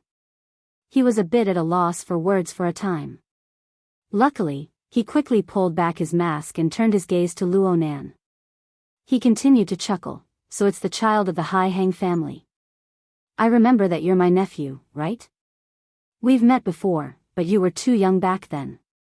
You were also very shy. I didn't recognize you at all today. If I had known about this relationship earlier, I wouldn't have needed Mr. Gao to introduce me. You could have just told Hai Hang to let me know. Luo Nan blinked and put on a smile. I'm sorry, Uncle Hu. I'm sorry about what happened just now. I was young back then, so I didn't remember it clearly. I didn't dare greet you. The two began to chuckle together. The atmosphere was quite harmonious. However, Imoya's gaze cut back and forth between the two's faces a few times. Her meaning was very clear. Are you King kidding me? It must be said that Deputy Chief, who was a veteran actor. This bit of improvisation shouldn't have been a problem for him. However, his condition today really wasn't that great. His performance was a bit stiff. As for Luo Nan, there was no need to even mention him. Deputy Chief, who also knew that saying too much would only lead to more mistakes. He puffed out his belly and laughed. The matter has been settled. We've gotten to know each other again. Originally, I should be treating you guys to a meal as an elder.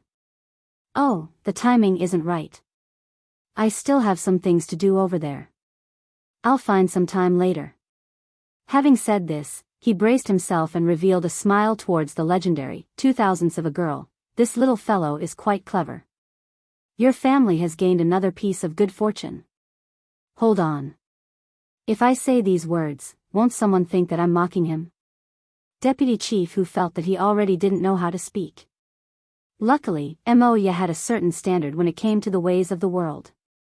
She immediately smiled and bowed. This is all thanks to your help, Uncle Hu. My family will definitely hold a feast to thank you later. Please do come. Okay. He. Deputy Chief, who made up his mind. He was going to leave Xia City right now. He was going to book a plane ticket immediately. It didn't matter where he was going. Even in a state of emergency, a leader should theoretically be on duty 24 hours a day. But wouldn't it be fine if he gave up his year-end bonus this year? Imoya watched Deputy Chief, who walked out of the administrative hall in a hurry. She gazed at Luo Nan, then her gaze swept over Qin Kuan and Gouda. She suddenly smiled. Excellent. As the saying goes, a scholar who has been away for 3 days must be looked at in a new light. My boy, your current social circle is quite spectacular. Go back and tell Mom. She'll definitely be very happy. The corner of Luo Nan's eye twitched. I'm in high school after all. Imoya lowered her voice a bit. Really? You've put down your previous work? You don't have any problems with your funds, right? Luo Nan was stupefied when faced with the biggest benefactor of his life. But he could only shake his head right now. He understood in his heart that it wouldn't be that easy to get through this time. Who knew that Imoya would raise an eyebrow and change the topic? The procedures are done. Are you going home? I'm going to take Roy Wen to the orphanage to perfect the procedures. Do you want to come with me? Luo Nan took the initiative to invite her, but Imoya unexpectedly refused. She put on her sunglasses and shook her head. I have a schedule tonight. I should go meet up. You guys just pay attention to your safety. No problem. The group of people walked out of the administrative hall like this. Moya had just bought a red sports car a few days ago. She smiled as she gave Roy-Win a light hug. Then she nodded goodbye to Chinikuan and Gouda before getting into the car. The car window slid down. Only now did she hook her hand at Luonan. Luonan walked forward and bent down to look at her. Moya's eyes stared over from behind her sunglasses. I've always believed that people without ideals are trash worse than dogs. But don't make me regret supporting you. Luonan was silent for a second before spitting out a word, I won't. Her voice was faint, but it was clear and distinct within the classic rumbling noise of the sports car's engine.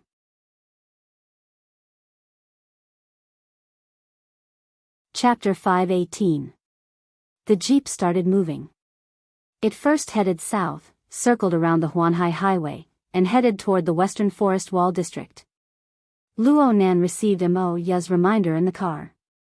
He gave his aunt a call. The outside world was in a state of chaos. He had to report that he was safe no matter what. The call didn't last long. It ended after a minute or two.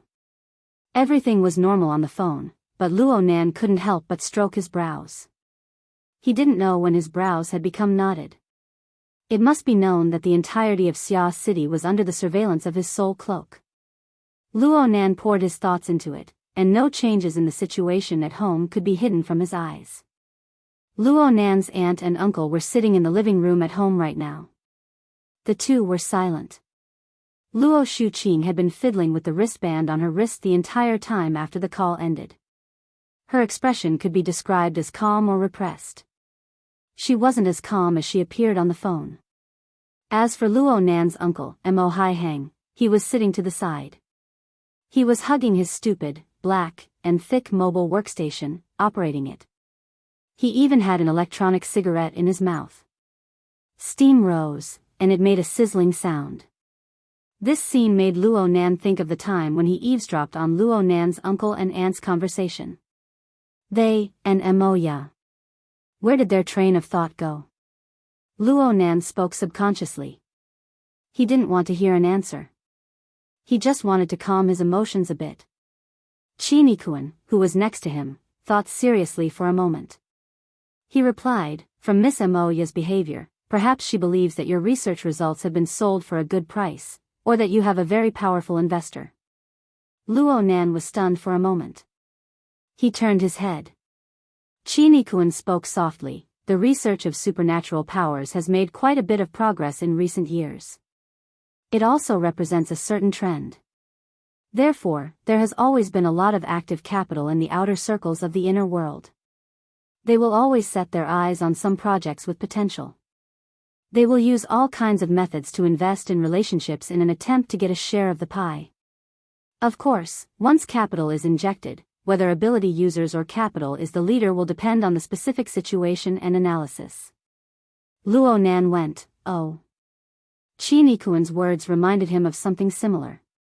Octopus and Crag Burst had told him about this before. Octopus had yet to finalize his latest thesis, but a pharmaceutical company had already come knocking on his door. They wished to jointly develop relevant targeted drugs.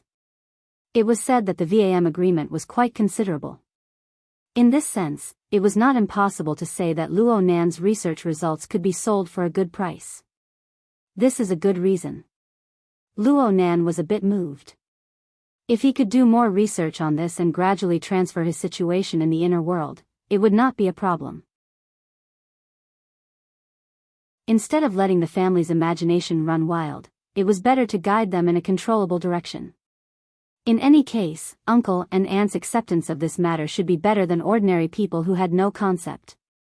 He asked for Chinikuan's opinion. Brother Chin, what do you think about the topic research on targeting drugs based on formatting theory? Do you think it will work if you use it to attract investments? Chinikuan shook his head.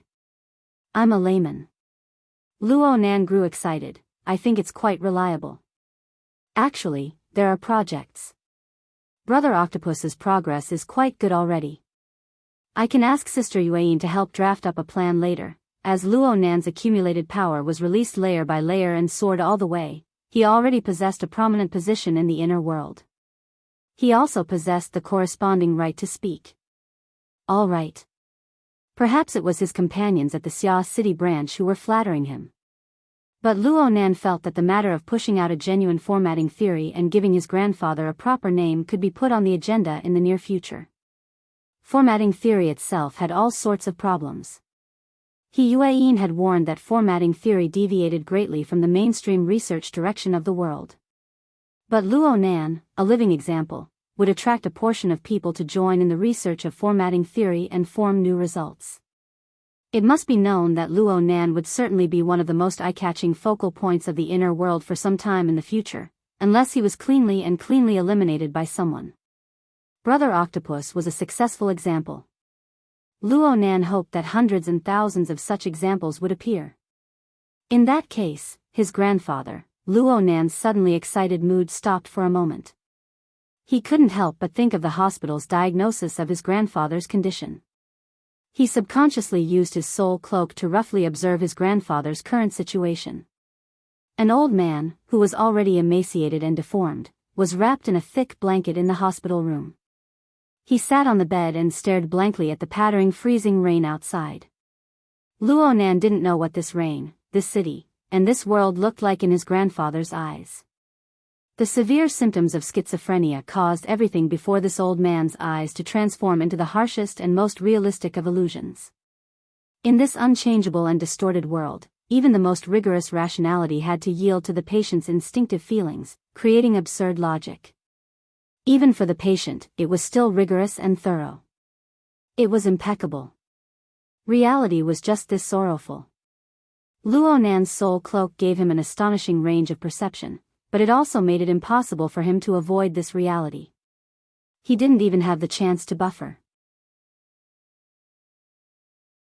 But perhaps it was because of the continuous advancement of his cultivation and the influence of his glorious battle achievements, Luo Nan had a marvelous confidence and premonition right now. Perhaps it was a misconception. In reality, this wasn't something that suddenly appeared. It had formed a long time ago, just if his grandfather always adhered to the logic of formatting theory, then perhaps the only person who could communicate with him would be Luo Nan himself. Even if he couldn't do it right now, sooner or later he would discover a docking window as his understanding and application of formatting theory deepened. Luo Nan had once thought of using a psychic's drawing to try it out, but now that he thought about it, it was quite unrealistic. Due to the aggravation of his schizophrenia, the heavens knew what the drawing looked like in his grandfather's eyes. Only by truly connecting their minds could that tiny bit of possibility be unearthed. Luo Nan turned his head to face Roy when his thoughts reached this point. It'll be a bit quieter in 2 days. I'll take you to see my grandfather. There's a new person in the family. I should at least let him know. Roy listened quietly. She didn't say much. Luo Nan knew that she didn't refuse, and that was enough. Luo Nan let out a long breath and leaned back in his chair. He slightly closed his eyelids, but when he wanted to open them again, he felt that they were strangely heavy. A deep black tide surged over in an instant, nearly engulfing him. He did his best to open his eyes twice, but he actually couldn't open them. He nearly wanted to fall asleep. But he was suddenly startled in his daze. He suddenly exerted strength and broke out in a layer of cold sweat. Only then did his drowsiness disappear a bit. Mr. Luo? Qin Yikuan noticed Luo Nan's mental state. He was a bit worried. You should sleep in the car for a bit. You haven't slept for nearly 40 hours. It's nothing. I was just thinking about something. Luo Nan told a completely unconvincing lie and said, "Open the car windows. Let some air in." This didn't quite meet the security requirements, but God, who sat in the driver's seat, still did as he was told. As the car windows were lowered, the air currents brought about by the high-speed travel, along with the freezing rain and cold air, surged in. This caused Luo Nan's mind to shake, and quite a bit of his drowsiness disappeared. However, he understood very well that this was a temporary phenomenon. Not sleeping for 40 hours wasn't a reason for him to be sleepy. With his current level of cultivation and attainments, not sleeping for 4 days was no big deal. However, the current situation was different in the end. The root of everything was still the soul cloak that he had unfurled with all his strength.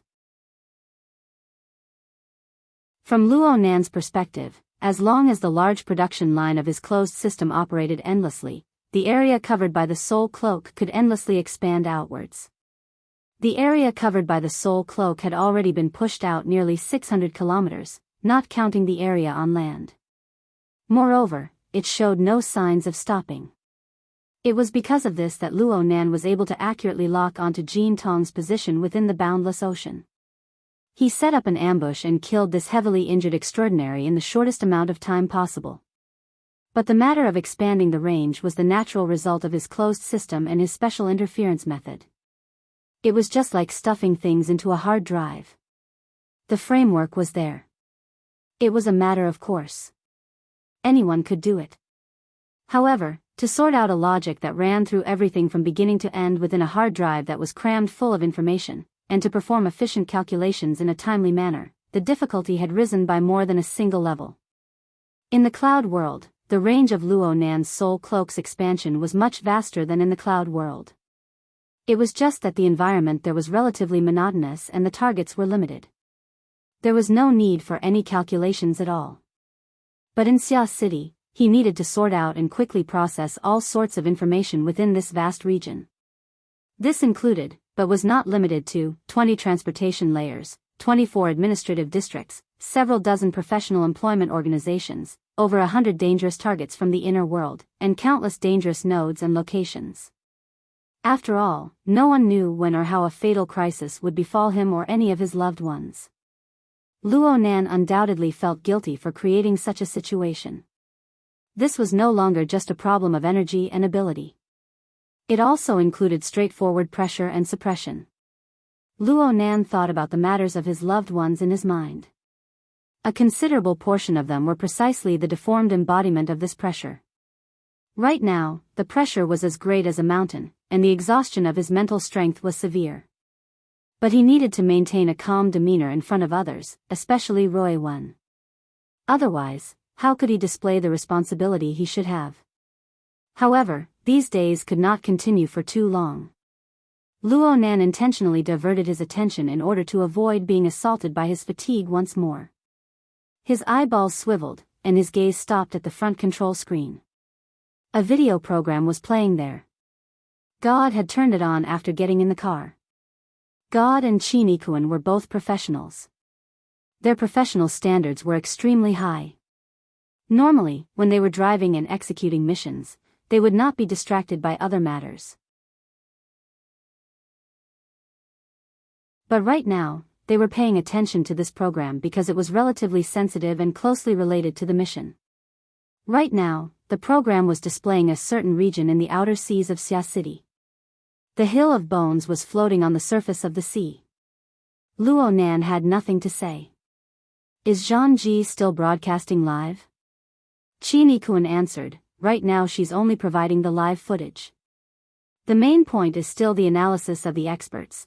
God increased the volume of the program as he spoke, and he transmitted the image to the audio and video system in the back seats. Without the stimulating, immersive scene, the appeal of Zhang Ji's live broadcast would drop by over half. Right now, they were faced with this extremely topical topic, but there was no straightforward answer to the Hill of Bones. It was the turn of the experts from all walks of life to step onto the stage and display their talent for nonsense. It was reasonable to say that the most important question was who created the Hill of Bones. However, a large portion of the energy of the experts from all walks of life wasn't focused on this.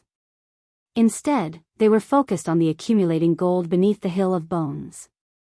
This dual-purpose ship possessed a very strong symbolic significance.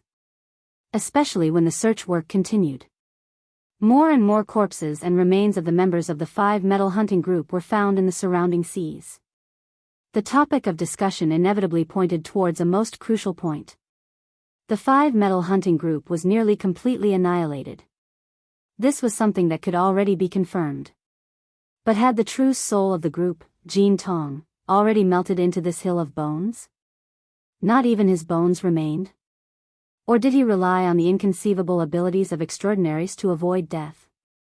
Whether he lived or died, whether he survived or perished. This determined the nature of this matter.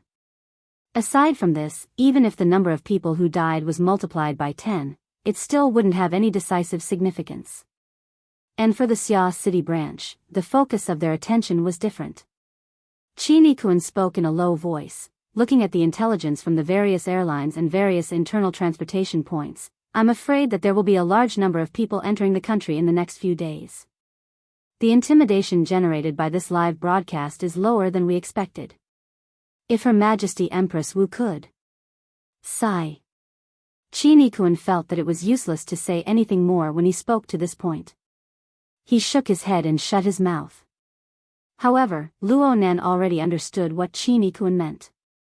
He shook his head as well, but the meaning behind Qin words was quite different. 16 billion. 2 out of 1,000. The vast majority of people will be tempted. But the ones who are tempted and have the power to act will always be a small portion. Qin found Luo Nan's words strange. The problem is that since these people have the power to act, they won't easily let go. If we can't stop this momentum, then it can only prove that we haven't killed enough of these fellows with the power to act. Qin was speechless. Luo Nan's eyelids trembled slightly. He was still restrained by his drowsiness. His voice was a bit indistinct. A few days ago, I participated in Charlie and Tian Lai's funerals. I thought through a problem. Since we are all part of a large network of social relationships, a certain lack will cause discomfort. People will habitually make an issue out of this network. Those people treat me like this. And if I want to counterattack, killing a few people will affect many more people. I will be exhausted from running for my life in the future. Brother Qin, don't you think this makes sense? Qin was unable to respond. God looked over through the rearview mirror. This young genius in the eye of the storm. Has he finally revealed his worry? Luo Nan's drooping eyelids covered his pupils. It was impossible to see what he was thinking in the end. On the program, the rather diehard faction and the rather lively faction were still arguing. If they could fight, the two sides would certainly beat the brains out of each other. Luo Nan could only think in this clamorous and lively atmosphere. Fortunately, there is a phenomenon in this world. It's called, birds of a feather flock together. The freezing rain fell without end. The infrastructure of the high-altitude stratum was good, but it was indifferent to this. However, the feeling of watching the rolling muddy water form a line in the recycling stratum as it fell from the sky wasn't that wonderful. According to statistics, 14 of the 24 administrative districts of Xia City possessed the recycling stratum. The Western City District and the 4 satellite cities had the most recycling stratum. This was because these places were the gates to the wilderness. They were also the sewage outlets that poured out the city's garbage, in various senses. At the same time, they were also the flow points of Grey Capital. Setting up a welfare home here was actually a very subtle matter. It was very easy for people to misunderstand. Those who knew the ropes would ask what the code of the dark web was. Those who were impatient would directly inquire about the price. But then again, even in the well-ordered South City district where the recycling stratum didn't exist, who knew how many crimes were hidden within the Santa Maria Charity Hall? From this aspect, Principal Juan Pagoda overseeing the Lawn Town Welfare Home had at least established a Pure Land. Luo Nan got off the car by the roadside outside the welfare home. Dean Juan, Papercut, and the kid Di Weiwu were waiting at the entrance. Beside them was worker Zhai, who was sitting upright and watching the rain. Worker Zhai's situation hadn't changed at all compared to what he had observed through the soul cloak.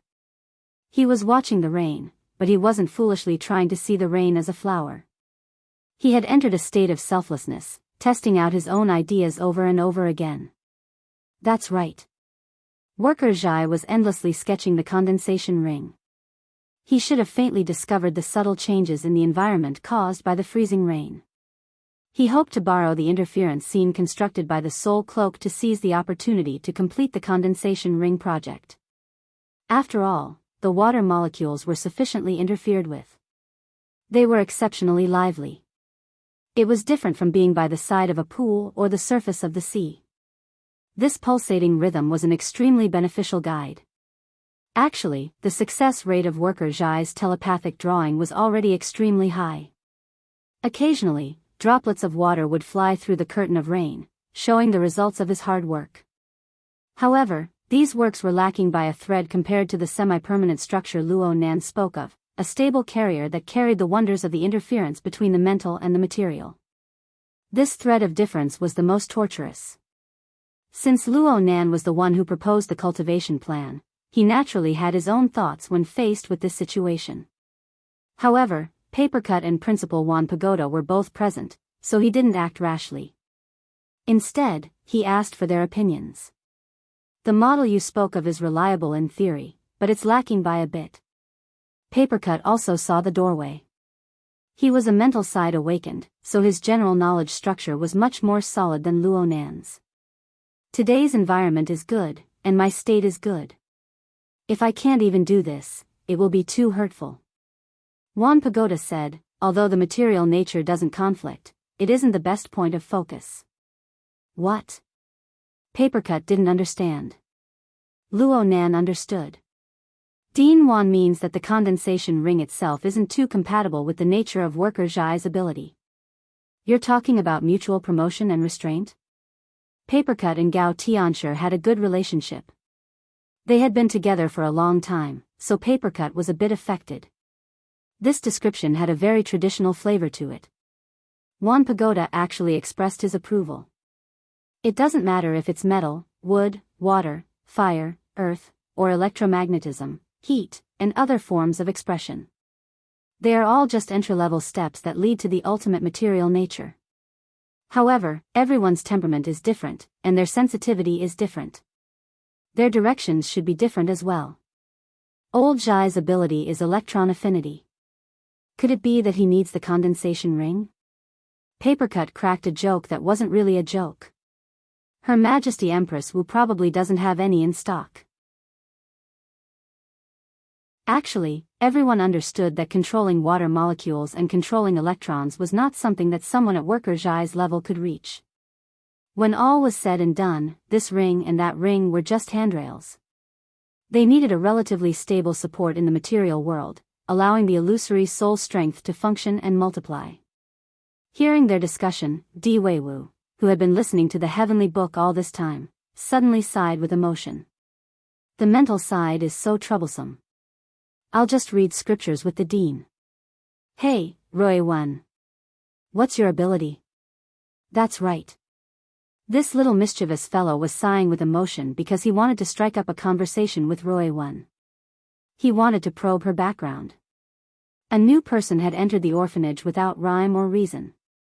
She was older than them by a head, and she was a backdoor entrant. He couldn't help but be curious. Unfortunately, Roy Wen remained silent. She just stood quietly by Luo Nan's side. Luo Nan wasn't interested in children's tricks. He observed Worker Zhai's work from a close distance during the course of their conversation. He came to a preliminary conclusion. Worker Zhai's work was much more meticulous than his when it came to the condensation ring. The overall structure outlined by Worker Zhai's soul strength manifested the rigor and precision of engineering drawings. Luo Nan could see that Worker Zhai's outline seemed to divide the condensation ring structure into many fulcrums and boundaries. Worker Zhai broke it down into blocks and steps that could be pieced together. Luo Nan was enlightened as he watched for a long time. He gained a deeper understanding of the subtle details of the interference between the mental and the material. This method was undoubtedly the most labor-saving and optimal solution. But behind the precision was an unsustainable predicament. Luo Nan would probably never be able to experience this sort of feeling. Luo Nan admired Worker Zhai's meticulousness, but the situation was different now. It would be too much of a waste of an opportunity. He thought for a moment and silently stepped forward. He abruptly bumped into Worker Zhai, interrupting Worker Zhai's state of oblivion. Worker Zhai was stunned for a moment. He turned his head to look and saw Luo Nan simply sit on the ground, ignoring the dampness. He took out the split-page notebook that rarely left his side and turned on the flexible e-ink screen and drawing software. Rays of light shot out and diffused outwards, reaching the boundaries of the notebook. Luo Nan chose the rarely used three-dimensional drawing mode. He didn't hesitate at all. He simply put his pen to paper in the work area. The structure of the condensation ring was like a smooth donut. The center was empty, and the overall rules weren't complicated. However, this sort of three-dimensional curved structure was extremely difficult to draw by hand, compared to forming it with one's thoughts. Smooth lines required considerable professional skill. Luo Nan and Worker Zhai both had this. Worker Zhai could see that Luo Nan's composition, lines, and so on were beautiful, but they weren't particularly precise. They were more like freehand strokes. It was undeniable that this method was exceptionally smooth. Soon, the projection area was filled with over a dozen similar structures. Luo Nan even turned on the animation effects, causing these donuts to flip back and forth. Then Luo Nan crooked his finger at Di Weiwu. "Come, Weiwu. I'll show you a magic trick." "Huh? Blow on these donuts. There'll be a surprise." "Are you trying to coax a child? If you don't come, I'll have your sister Rui Wen blow." "TCH. Ah, sister?" Di Weiwu was shocked. This was a situation he never imagined. He instinctively looked at Rui Wen's chest. Luo Nan flicked a raindrop with his finger, and it hit Di Weiwu on the forehead. "Are you going to blow or not?" "Blow. Watch me blow your cowhide off." Even though Luo Nan said this, Di Weiwu still moved forward with great interest. He puffed his cheeks and fiercely blew on the painting area. It was at this moment that the dozen or so donuts in the work area seemed to be brushed by the airflow. They floated out from the bound light of the work area. They seemed to be stained with special light powder, and they transformed into glowing bubbles that changed shape and scattered outwards. "Wow! This is cool," Di Weiwu praised loudly. He was completely unaware of the difficulty of producing a similar scene. Luo Nan's method was inspired by the Order of Justice. Back then, the Order of Justice had used a projector to construct the structure of the sacred space. There was also the Myriad Towers. They had used a similar method to test Xie Junping and Du Yong's attainments in the mystic arts. Compared to the projector array, Luo Nan's method embodied the interference effect of soul strength turning the void into reality. His method of using interference strength to draw in light was even more breathtaking. Of course, the magic trick was just a gimmick. The true value of this method was revealed later. The glowing bubbles rapidly shrank at a visible rate. A small portion of them collapsed due to structural instability, but most of them shrunk to the point where it was hard to see with the naked eye. This was because the work area of the flexible screen was loaded with the glimmering energy of the glimmering screen. It released rays of light that were like the eye of a needle. 2 seconds later, these rays of light transformed into resplendent pearl-like light. This was because the structure of the condensation rings had successfully gathered water molecules. The water droplets refracted light.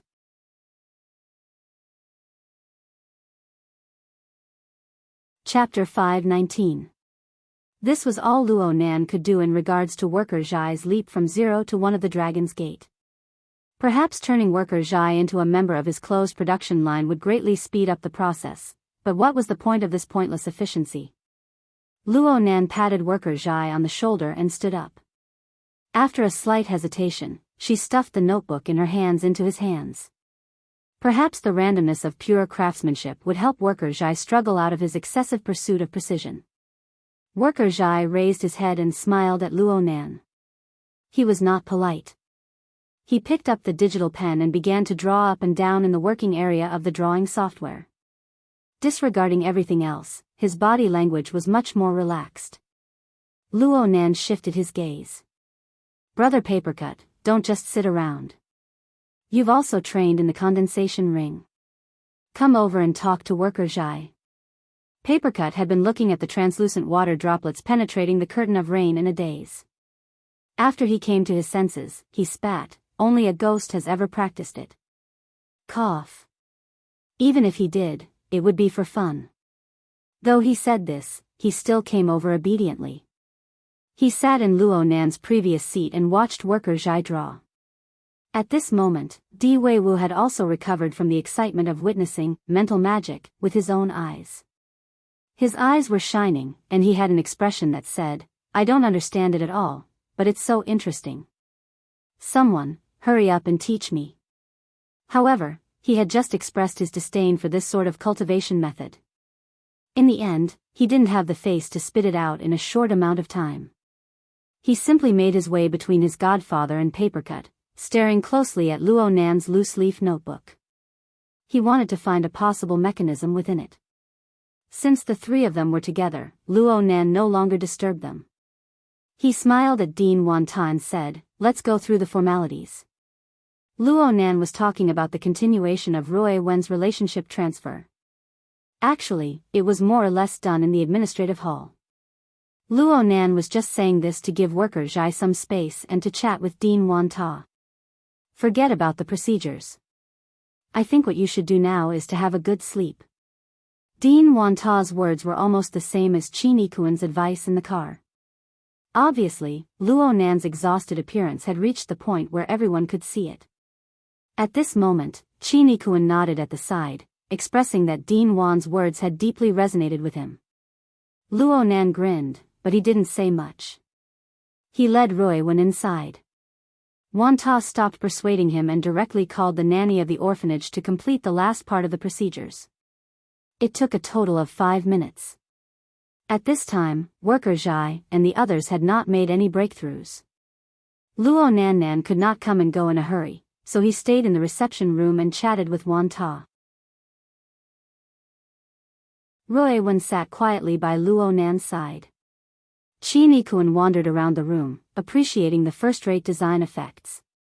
Luo Nan could not help but let out a yawn in the time it took to say a few words. A black tide surged before his eyes, and his mind grew more and more absent-minded. Just now, when he had helped worker Zhai change his train of thought, he had boosted his spirit and gotten a little excited. Now that the excitement had passed, he felt even more tired. The Dean of Myriad Pagoda was making tea for Luo Nan and the others. She said leisurely when she saw this, "Forcibly going against the nature of matter is never pleasant. With such a heavy burden on you right now, once you suffer a backlash, the consequences will be even more serious." Luo Nan's eyelids twitched when he heard this, but he didn't completely open them in the end. It was also Wanta's fault. The reception room he designed had maximized the livability and comfort factor. Sitting on the old sofa, one's body would feel soft and unconsciously relaxed. But now was absolutely not the time for him to relax. He couldn't sleep no matter what. Right now, the entire world was watching Xia City. Countless ability users were rushing over. Since it was unknown whether Jin Tong was alive or dead, these people held quite a bit of wishful thinking. The more wishful thinking they were, the more dangerous it was.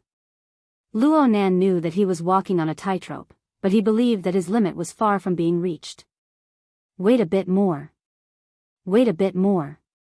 Wait until a sufficient number of people came in, and they entered this large net woven by the freezing rain. The hexier vibrated slightly, and Luo Nan's telepathy swept over. He was dazed for a moment before he confirmed the relevant information. It was the OK hand signal sent by the octopus. Luo Nan responded, "Thanks. I'll go get it from you in a bit. Don't forget that this is Shangding." This short sentence displayed the grief and indignation of the researchers who had been forcibly transferred. Luo Nan laughed for a moment. Only then did he hear Wanta's voice enter his ears. The sensitivity of nerve cells to information will decrease under a state of suppression.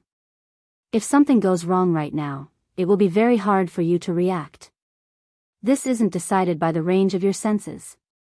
Luo Nan quivered. His eyelids completely opened as he looked at Wanta.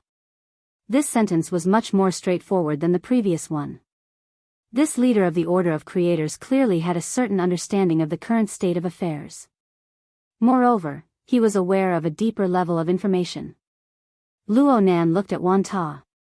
Chinikuan, who had turned to the corner of the reception room, cast a stunned gaze toward Luonan. The bodyguard also heard some clues from Wanta's words, but he still didn't dare to make a rash judgment. Wanta noticed the change in Chinikuan's expression. His brows slightly furrowed. Only now did he realize that Luonan's actions were actually hidden from even his own bodyguard. His previous words were a bit careless. Luonan laughed and sighed at this time. This is a helpless move. However, even you, Dean Wan, know about it. The speed at which news spreads is truly beyond imagination. Wanta laughed when he saw that Luonan didn't care. But his following words were a bit more conservative. The Starry Sky Club is the outer circle of the inner world. Relevant missions have indeed been posted. Especially this morning. Information related to 16 billion and 2 out of 1,000 was posted all over the high-level mission area of the club. However, the Xia City branch should have already exerted pressure. They have already been cleaned up. Ruiwen raised her eyes from beside Luonan when he mentioned the words 2 out of 1,000. Her gaze streaked across Wanta's face. It was like an incorporeal strike that tore apart the light in the room. Then everything returned to normal. Wanta was a bit startled. Luonan followed up with a topic, only on the surface, right? Yes, that's right. There should still be people on the internal dark network. People have sent out employment invitations to religious people like me. Wanta was magnanimous. He only treated this information as a topic of conversation. It could also be considered a reminder. Luonan actually already had a relevant concept. Yuan had always been sending him relevant information, allowing him to have an intuitive understanding of the situation. Compared to this, he still wanted to discuss a more realistic problem with Wanta. It's inevitable that people will be restless. However, Dean Wan. Is it really that easy to see through matters related to coverage? That's not true. Wanta was a researcher and preacher. He didn't have much interest in secular matters. Seeing that Luonan didn't mind, Wanta took the initiative to bring up relevant matters. Wanta turned to this domain. Pure interference on the microscopic level doesn't have much of an effect. Others might not be able to detect it. It's just that evil thoughts and killing intent are too much. This sort of negative emotion is like dust pollution. Oh, I'm sorry. It's just a general idea. I understand. Luonan nodded toward Wanta. They were talking about the condensation ring as the core of the soul cloak, which was the interference scene. It was also the substantial background of the freezing rain in Xia City. Luonan paid abnormal attention to the concealment of the soul cloak. This was because it involved not only his plans in Xia City, but also his goals in the cloud world. From last night until now, everything about this toy was good. The only thing lacking was its concealment. This made Luonan a bit worried. After all, he had used the soul cloak to monitor Gong Qi for a long time in the cloud world. If the concealment was unreliable, then a considerable portion of the information he received over the past few days would be wrong. Luonan no longer cared about Chinikuan's thoughts. He followed Wanta's words and made some adjustments. Then he asked, "What about now?" Wanta shook his head. "Since I already know, there's no reason to overlook it. You and I may be in the lawful camp, but the orders we rely on are different. It's hard to avoid conflicting senses. As for the source, if you hadn't come personally, it would have been hard for me to lock onto it. This doesn't seem like your true core order. The binding force it gives off isn't that strong." "Yes. I mostly use it to sense and gather information." Luonan was a bit disappointed with the concealment of the soul cloak, but he had no other choice. He could only pay attention to it in the future. Then he sighed with emotion. It's convenient to use, but the pressure is a bit great. Luonan remembered what Peony had said to him during the incident at the municipal plaza. It was an enormous challenge for any psychic ability user to gather information from several 100,000 people at once. A bad move might even result in a backlash. Back then, Luo Nan used his unique clairvoyance mode to greatly reduce the relevant information. He extracted the essentials of the information and resolved this problem. The range of Luo Nan's mental senses, supported by the soul cloak, no longer covered the municipal plaza. It covered the vast expanse of Xia City and its surrounding regions. This was an enormous plate of information spanning nearly 100,000 square kilometers and over 200 million people. Even with the simplification and filtering effects of the life sketches, the enormous amount of information far exceeded the limits of what Luo Nan could handle. An unending supply of soul strength did not mean that there was no limit to the heart strength. In fact, the heart strength was rooted in the foundation of the human skeleton. The brain consumed energy at every moment, and at the same time, it emitted waste heat. There was an upper limit to the operating speed of this low-end version of the biological computer. The source lay in the material structure of the brain. Even though Luo Nan's physical fitness was incomparable to the past, far exceeding that of an ordinary person, it was impossible for him to cover all aspects when faced with such an enormous flood of information. Right now, he could only abandon the vast majority of the information flow inside. He could only place the danger and stimulation range at the ability user level. At the same time, he set up a sentry post around his family members. This sort of defensive measure was enough to guard against enemies like Jin Tong and the 5 Metal Hunting Group, who were accustomed to using extraordinary powers. However, He Yuan also gave him a warning. As the information spread, the various powers of capital would come up with more tricks. Perhaps they were far from having the direct destructive power of Jin Tong, but from a practical perspective, the methods of capital were more varied, more secretive, and more impossible to guard against. Luo Nan deeply believed in this, but the more this was so, the more it was impossible for him to abandon the structure of the soul cloak. He had thought of many ideas. He had already applied to President Ouyang to increase the privileges of the computing space, transferring a portion of the pressure to the supercomputer resources of the branch. However, this sort of method required a layer of transformation. It was only suitable for analysis and prediction. It was impossible to react in time when serious unexpected situations truly occurred. Only Luo Nan himself truly understood the pressure he bore from last night until now. Other people were like Qi Nikuan, completely unaware of it, or they saw it as a matter of course. Her Majesty Empress Wu was a bit like this. It was rare for Wan Ta to be able to see his abilities and understand his difficulties. Luo Nan couldn't help but speak a few words to relieve the pressure. The results were pretty good. The previous wave of drowsiness had passed. Chatting with Wan Ta probably caused him to be distracted, allowing his suppressed cerebral cortex to get some rest. Nothing unexpected happened during this time. Did I use too much strength? Luo Nan was reflecting on himself. The problem was that even though he knew the flaws of this method, he had no other choice in order to ensure that nothing went wrong. Luo Nan sighed from the bottom of his heart and smiled at Wan Ta. Dean, you said that you would teach me the art of creation. Of course, he didn't want to learn it right now. He just wanted to start a new topic. However, Wan Ta's answer was unexpected. Right now, what you need isn't the art of creation. Wan Ta was silent for a full 5 seconds when he spoke to this point. Then he spoke softly. Are you interested in overall planning? Overall planning? Luo Nan subconsciously sat up straight. Though it wasn't a proper noun, its meaning was very clear when placed in the context of Wan Ta. This wasn't the first time he heard of it. Wan Ta was a bit surprised to see Luo Nan's reaction. You know about it? Oh, Junping told you about it? There's also Wei Wu. Whether it was Xie Junping or Di Wei Wu, both of them boasted about this ability to the point of being godly.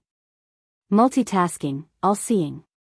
It was as if learning this would allow one's IQ to easily break the charts.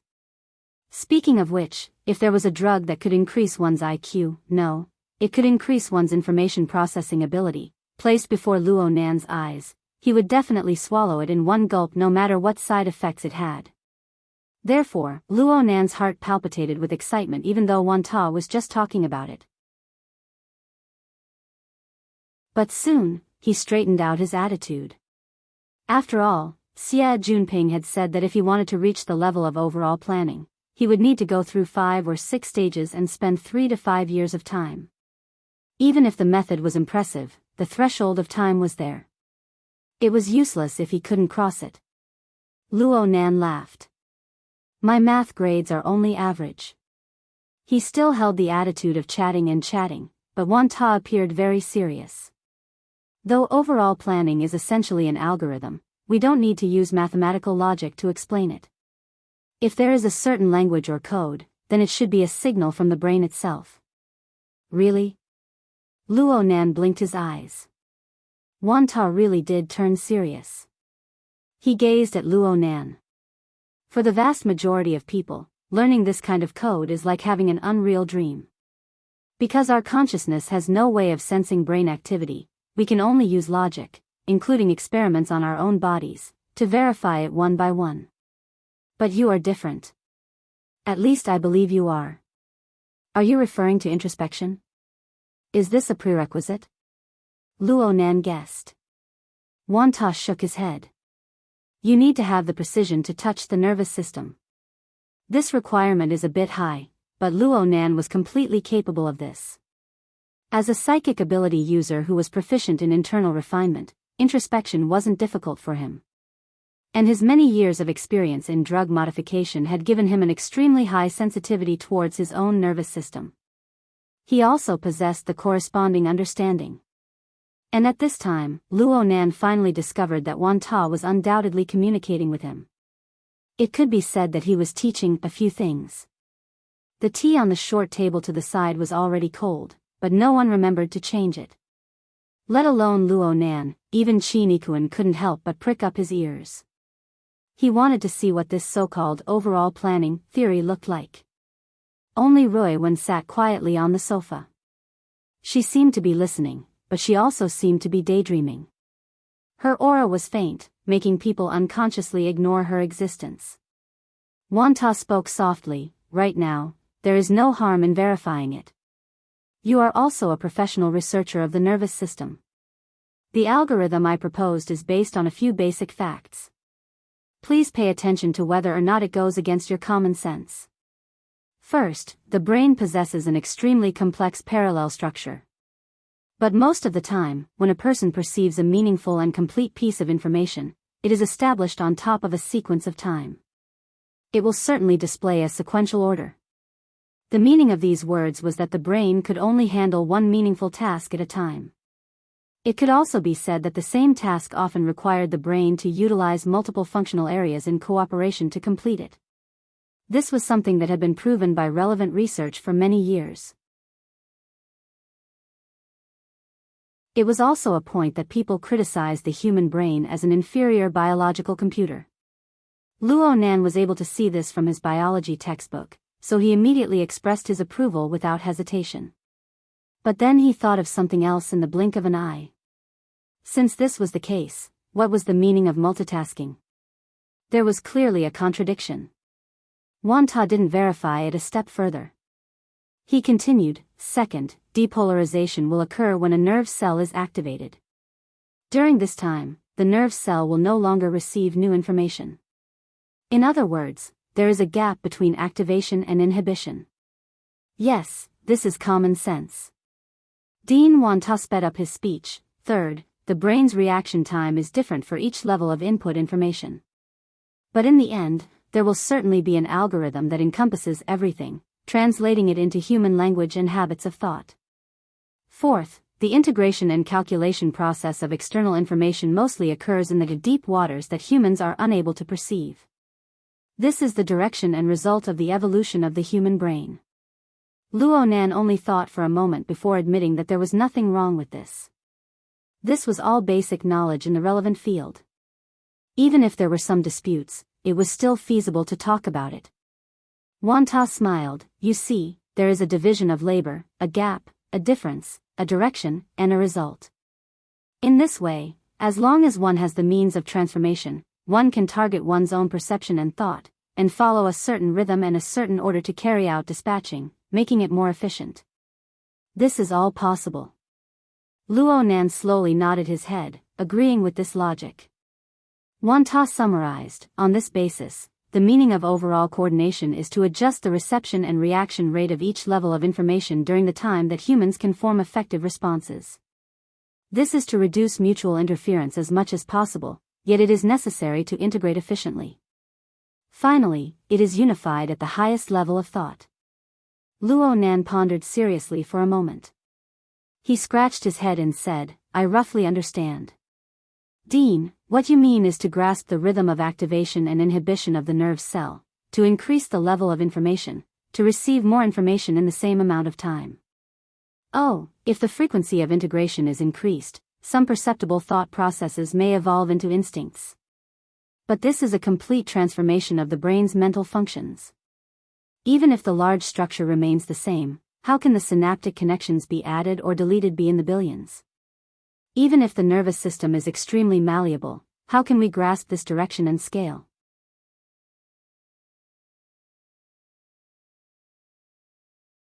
Chapter 520. 4:10 in the afternoon, in a small room on the 7th floor of the Shangding building. Luo Nan sat on a recliner, slowly flipping through the information on the flexible screen in a leisurely manner. However, a sharp needle tube was connected to his wrist. It was through this channel that the relevant drug components entered his blood vessels in an unending stream. They passed through the blood circulation, broke through the blood-brain barrier, and acted upon the cerebral cortex. This component had no other effects. It just made Luo Nan's nerve cells more sensitive, helping these thoroughly tempered nerve structures to better absorb other drugs. Otherwise, even if Luo Nan was injected with a stimulant drug that exceeded the lethal dose of an ordinary person by 10 times, he would not be affected. This time, the infusion would last for nearly 6 hours. Only then could Luo Nan absorb the relevant stimulant drug for the next 2 to 3 days. This would guarantee his ability to maintain a conscious state. You're losing for 6 hours now, but you'll lose for 6 days later. The price is far too great. Speaking of which, President Ouyang and Her Majesty Empress Wu are looking after you. What are you worried about? It's useless to be worried. I'm taking the risk of becoming a drug dealer to help you. Don't you feel embarrassed if you don't give me a few molecular formulas? Brother Octopus, who had taken a temporary leave of absence from the laboratory, stood to the side. He seriously evaluated the dosage of the drug and the changes in Luo Nan's body. He couldn't help but shift his gaze as he mumbled to himself. He secretly sized up the seemingly well-behaved and quiet Miss 2000th. He couldn't help but mutter to himself. She's not some outstanding beauty. Is there a need to go through so much trouble? Could geniuses really be omnipotent? Could they see what this little girl would look like after she matured? If Luo Nan harbored such thoughts, then damn. A minimum of 3 years. Hold on. It seemed that Luo Nan was still in the so-called juvenile criminal protection period. The tricks of geniuses were too deep. Forgive Brother Octopus for learning from Luo Nan recently. He did more experiments on himself, and his train of thought became more and more bizarre. Then he saw Luo Nan open the working area of the drawing software and casually draw on it. It looked like he was drawing a half-sphere, layer after layer, nested layer after layer. It was like a simple and primitive nesting doll game. Qin Yikuan walked in at this time. He hesitated for a moment when he saw this scene, but he couldn't hold back. He said to Luo Nan, "Should we give Dean Wan's explanation to President Ouyang and Old Yu to study it? After all, it involves the modification of the nervous system and the risk is relatively high. I don't think President Wan has any intention of keeping it a secret." Qin Yikuan's words were not biased. When Wan Ta mentioned the overall plan in front of him, he did not intend to hide anything. But from another perspective, there were only a few people in Xia City who could put Wan Ta's theory into practice in a short period of time. As a bodyguard, Qin Yikuan was used to thinking of the worst possible situation. Let's not talk about what Wan Ta's intentions were. Just consider the objective situation. Putting this theory into practice in the nervous system might lead to damage to Luo Nan or even the other people's nervous systems. This would result in injuries. Considering the current complex situation in Xia City, it was not impossible for someone to come and destroy them. Luo Nan grunted, "I've already sent a copy to President Ouyang. He said that it's very interesting. I can give it a try first. After some time, when he's done with his work, he'll personally verify it before communicating with Dean Wan." Qin Yikuan was speechless. Wasn't this what he was most worried about? At a time like this, Vice President he was indeed more trustworthy. It didn't matter that they were talking here, but Brother Octopus's curiosity was piqued. Hey, isn't there someone else here? What are you guys talking about? The research of the nervous system is also my field. Tell you, and then add one more victim to the list of possible victims? Qin Yikuan just gave him a sideways glance when Luo Nan tapped the flexible screen interface. There's no harm in telling you. I just learned an applied theory from a very powerful fellow. That Dean Wan? That's right. Dean Wan calls it the overall plan. Luo Nan gave a general introduction. Brother Octopus's eyes lit up when he heard this. His main research direction was neurochemistry. The core theory isn't that amazing, but the application method is far too rare.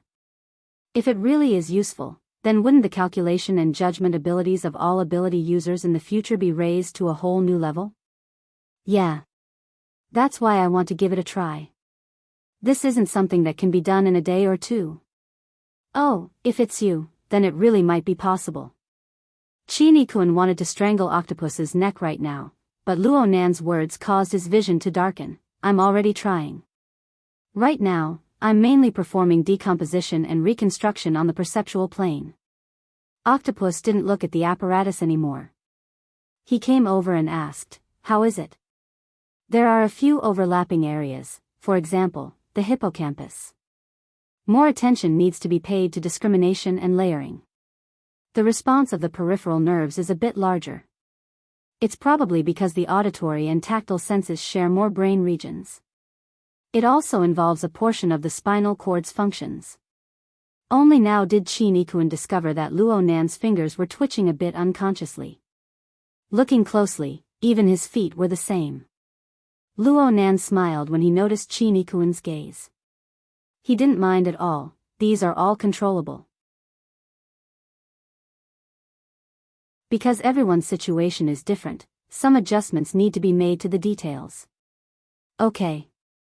As he spoke, the corresponding trembling slowed down and even disappeared. Octopus was excited. Wait a moment. Wait a moment. Let me connect the brainwave analyzer. Do I need an MRI or something? Luo Nan shook his head. Not for now.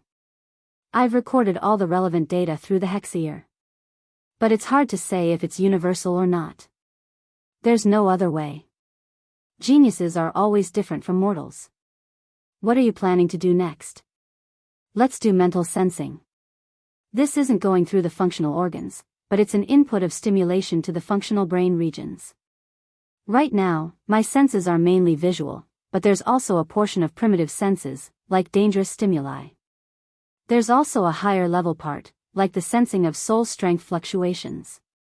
His words were quite abstract, but the actual difficulty was 100 times, 1,000 times higher.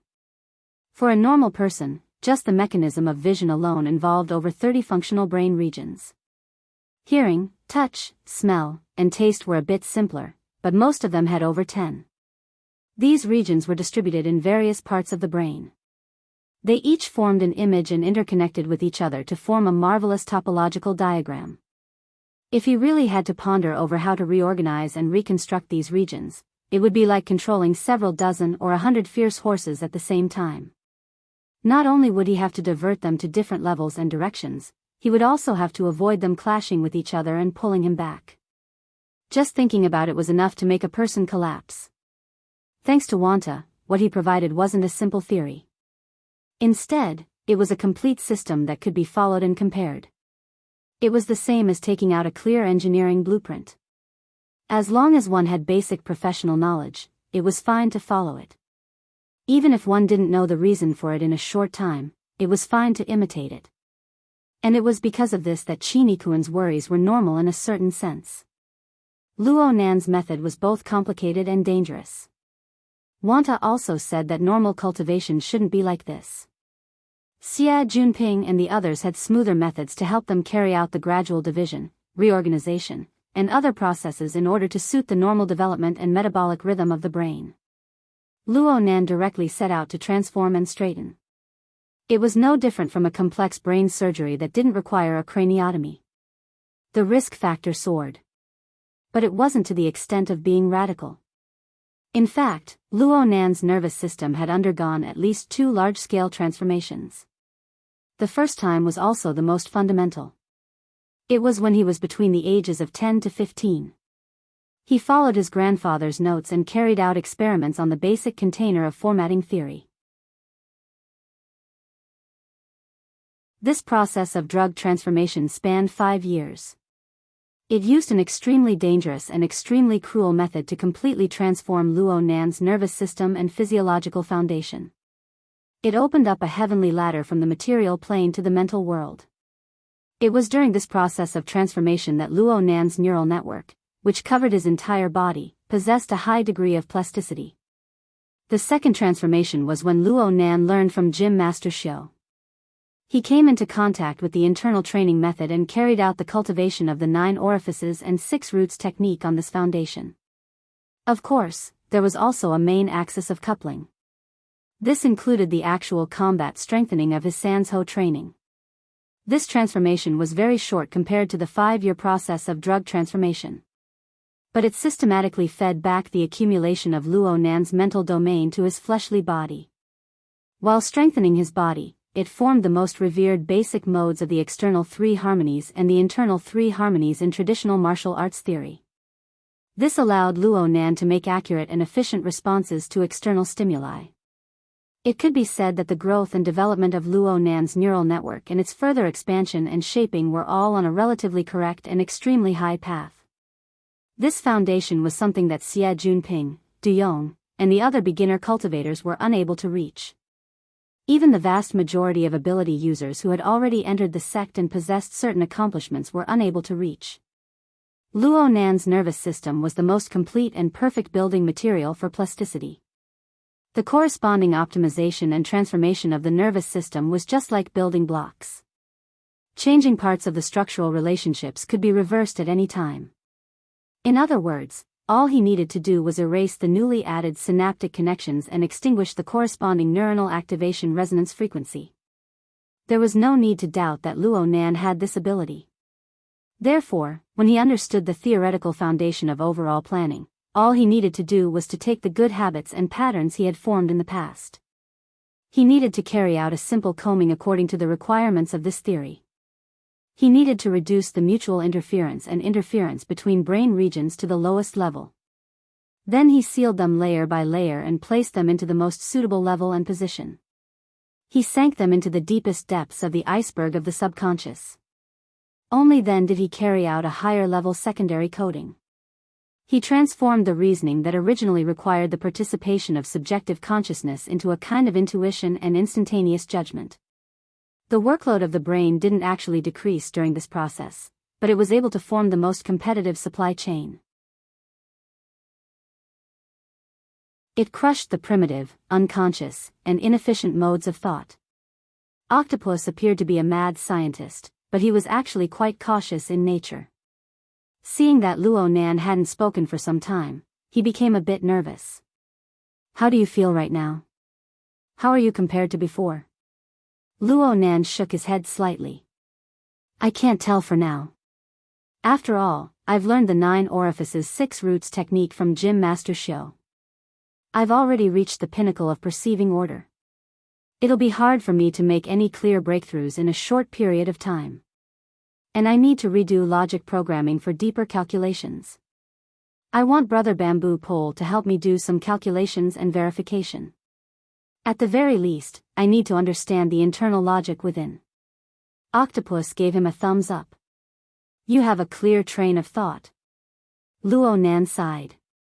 "It's not my train of thought. Truth be told, everything else about Dean Wan is good. It's just that the materialism of cultivation is really awkward. If I don't change it a bit, my brain will be in a mess."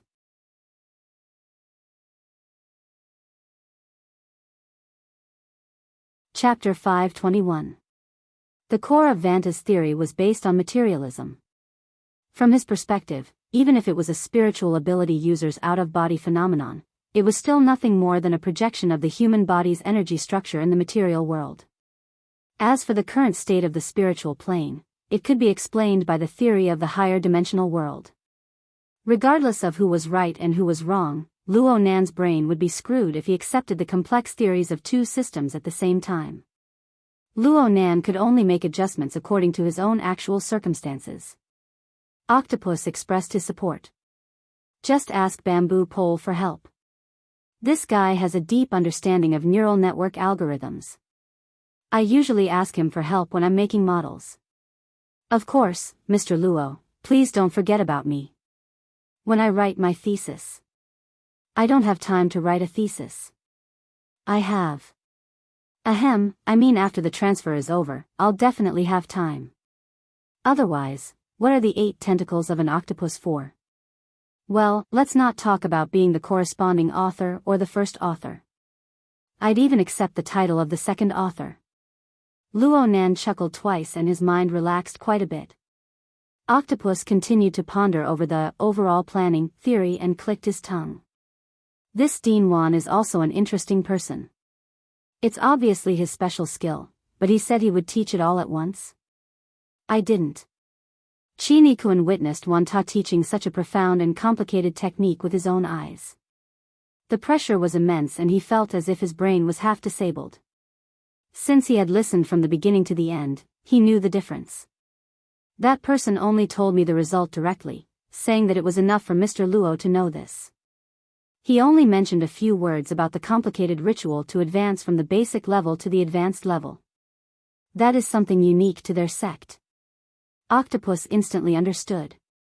I've given you the blueprint and asked you to reverse it. Actually, it's more or less the same. I think there's a big difference. No difference, no difference. As long as you have the answer, you can try a few more times. Chi Nikun couldn't help but want to sigh. Someone quickly come and control this bunch of Frankenstein monsters who didn't take their lives seriously. Before he could finish sighing, the door to the room opened and someone else walked in. The room, which was not very spacious to begin with, became even more cramped with 5 people and equipment. When Chi Nikun and Brother Octopus saw him, they both greeted him, Vice President. Luo Nan frowned. Sister Yueyin, are you okay? He Yueyin, who came in, was dressed simply and neatly. However, on her right cheek, there was a twisted scar caused by lightning. It was the mark left behind when she fought with Jean Tong in the morning. Who knew how long it would take for it to recover to its original state? He Yueyin didn't care too much about her appearance. She only nodded. I'm fine. Her gaze swept over Roy Wan, who was sitting quietly. She immediately switched to the main topic. The list of all ability users who have entered or are planning to enter Xia City has been updated. The number of C-class and above personnel had already exceeded 200, and they would arrive in the next 1 to 2 days. According to the estimates of the intelligence company, there are at least twice as many people who are still observing the situation. Luo Nan blinked his eyes, allowing his thoughts to enter the real world from laboratory mode. It's a bit less than I imagined. Luo Nan subconsciously erased the hemispherical structure on the flexible screen as he spoke. His brush fell straight to the ground, dividing the work into 2 parts.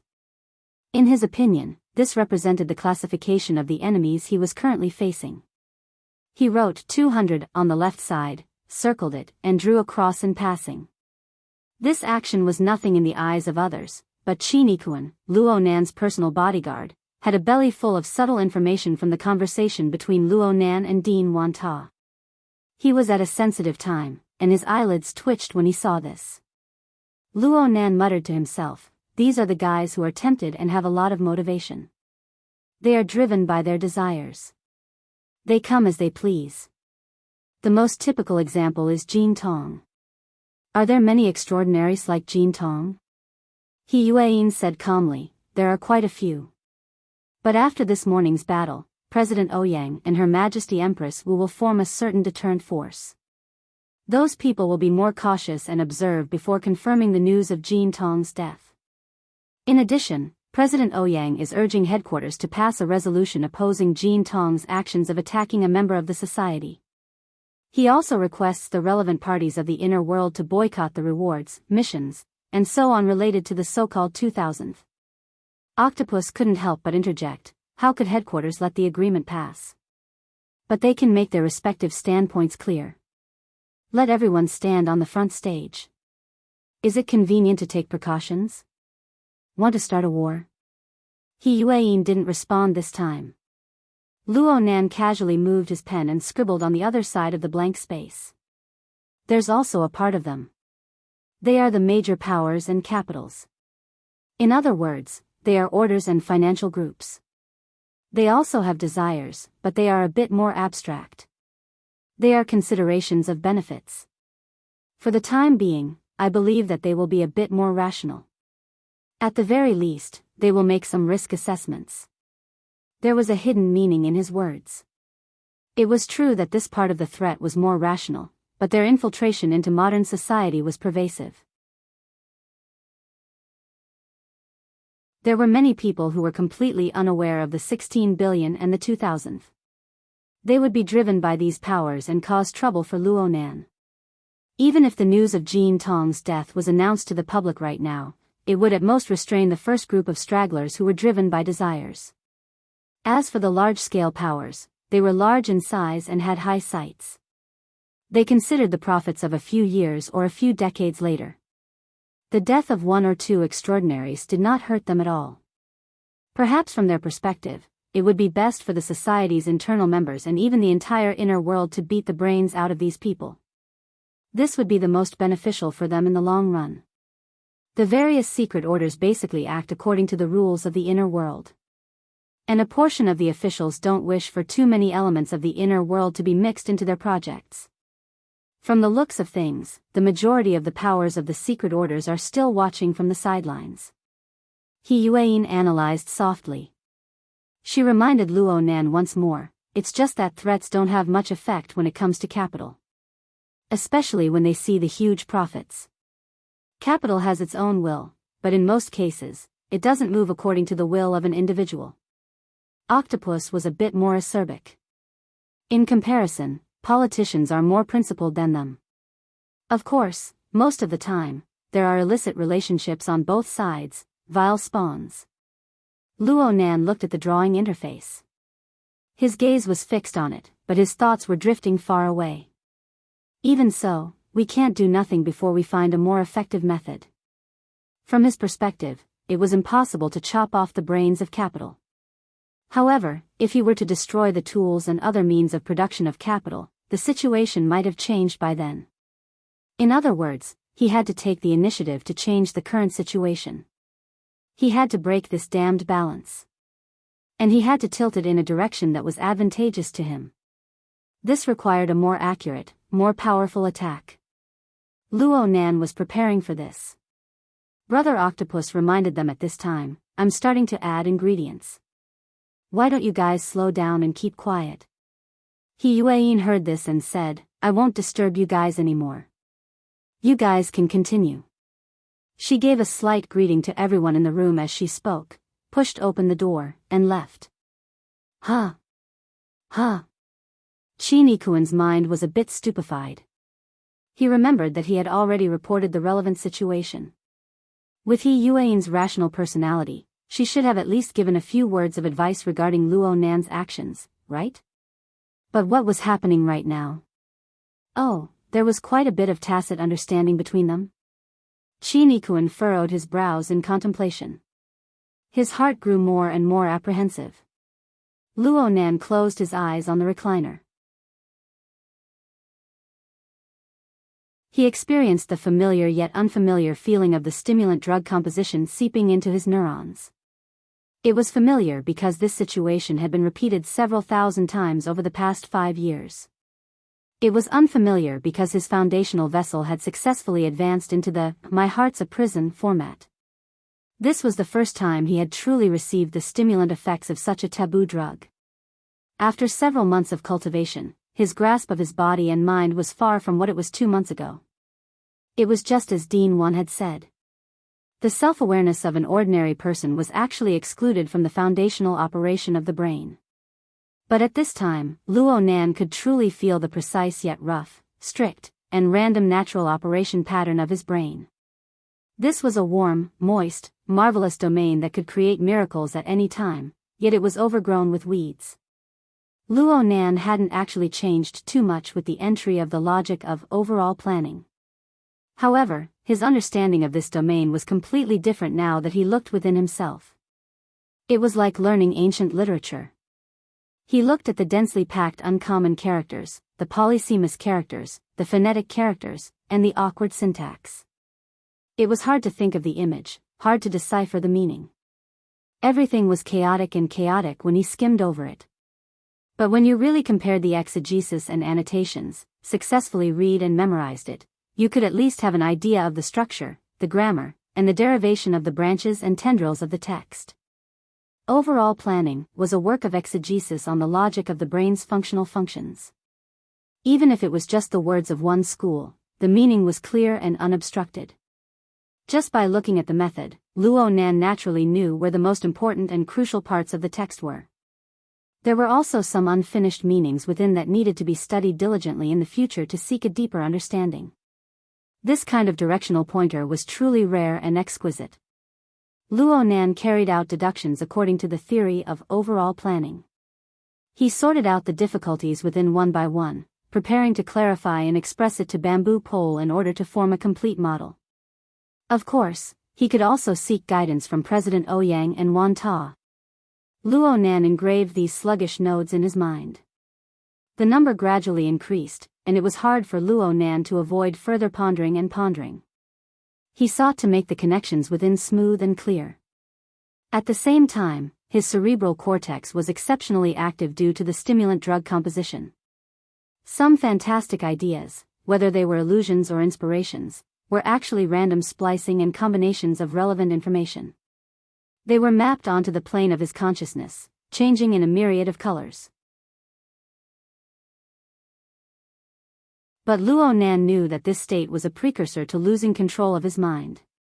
He immediately prepared to collect his mind and suppress it. But Luo Nan never truly calmed his mind. These chaotic thoughts were naturally divided, categorized, eliminated, and cancelled. A considerable portion of the meaningless deformations were eliminated. The elementary logical model of thought of overall planning seemed to have unwittingly formed an embryonic form. Before he could finish his thought, a ray of light suddenly leaped in his mind. It was not a flash of inspiration, but lightning. Lightning suddenly radiated in all directions from the depths of his brain. It wandered and weaved in and out. In that instant, it was as if a layer of stricter outer membrane had been plated over this region that had just seen the law for the first time. You're tuning in to the Dreamy Love Stories YouTube channel. Don't forget to subscribe and join us on this journey to catch the most captivating stories.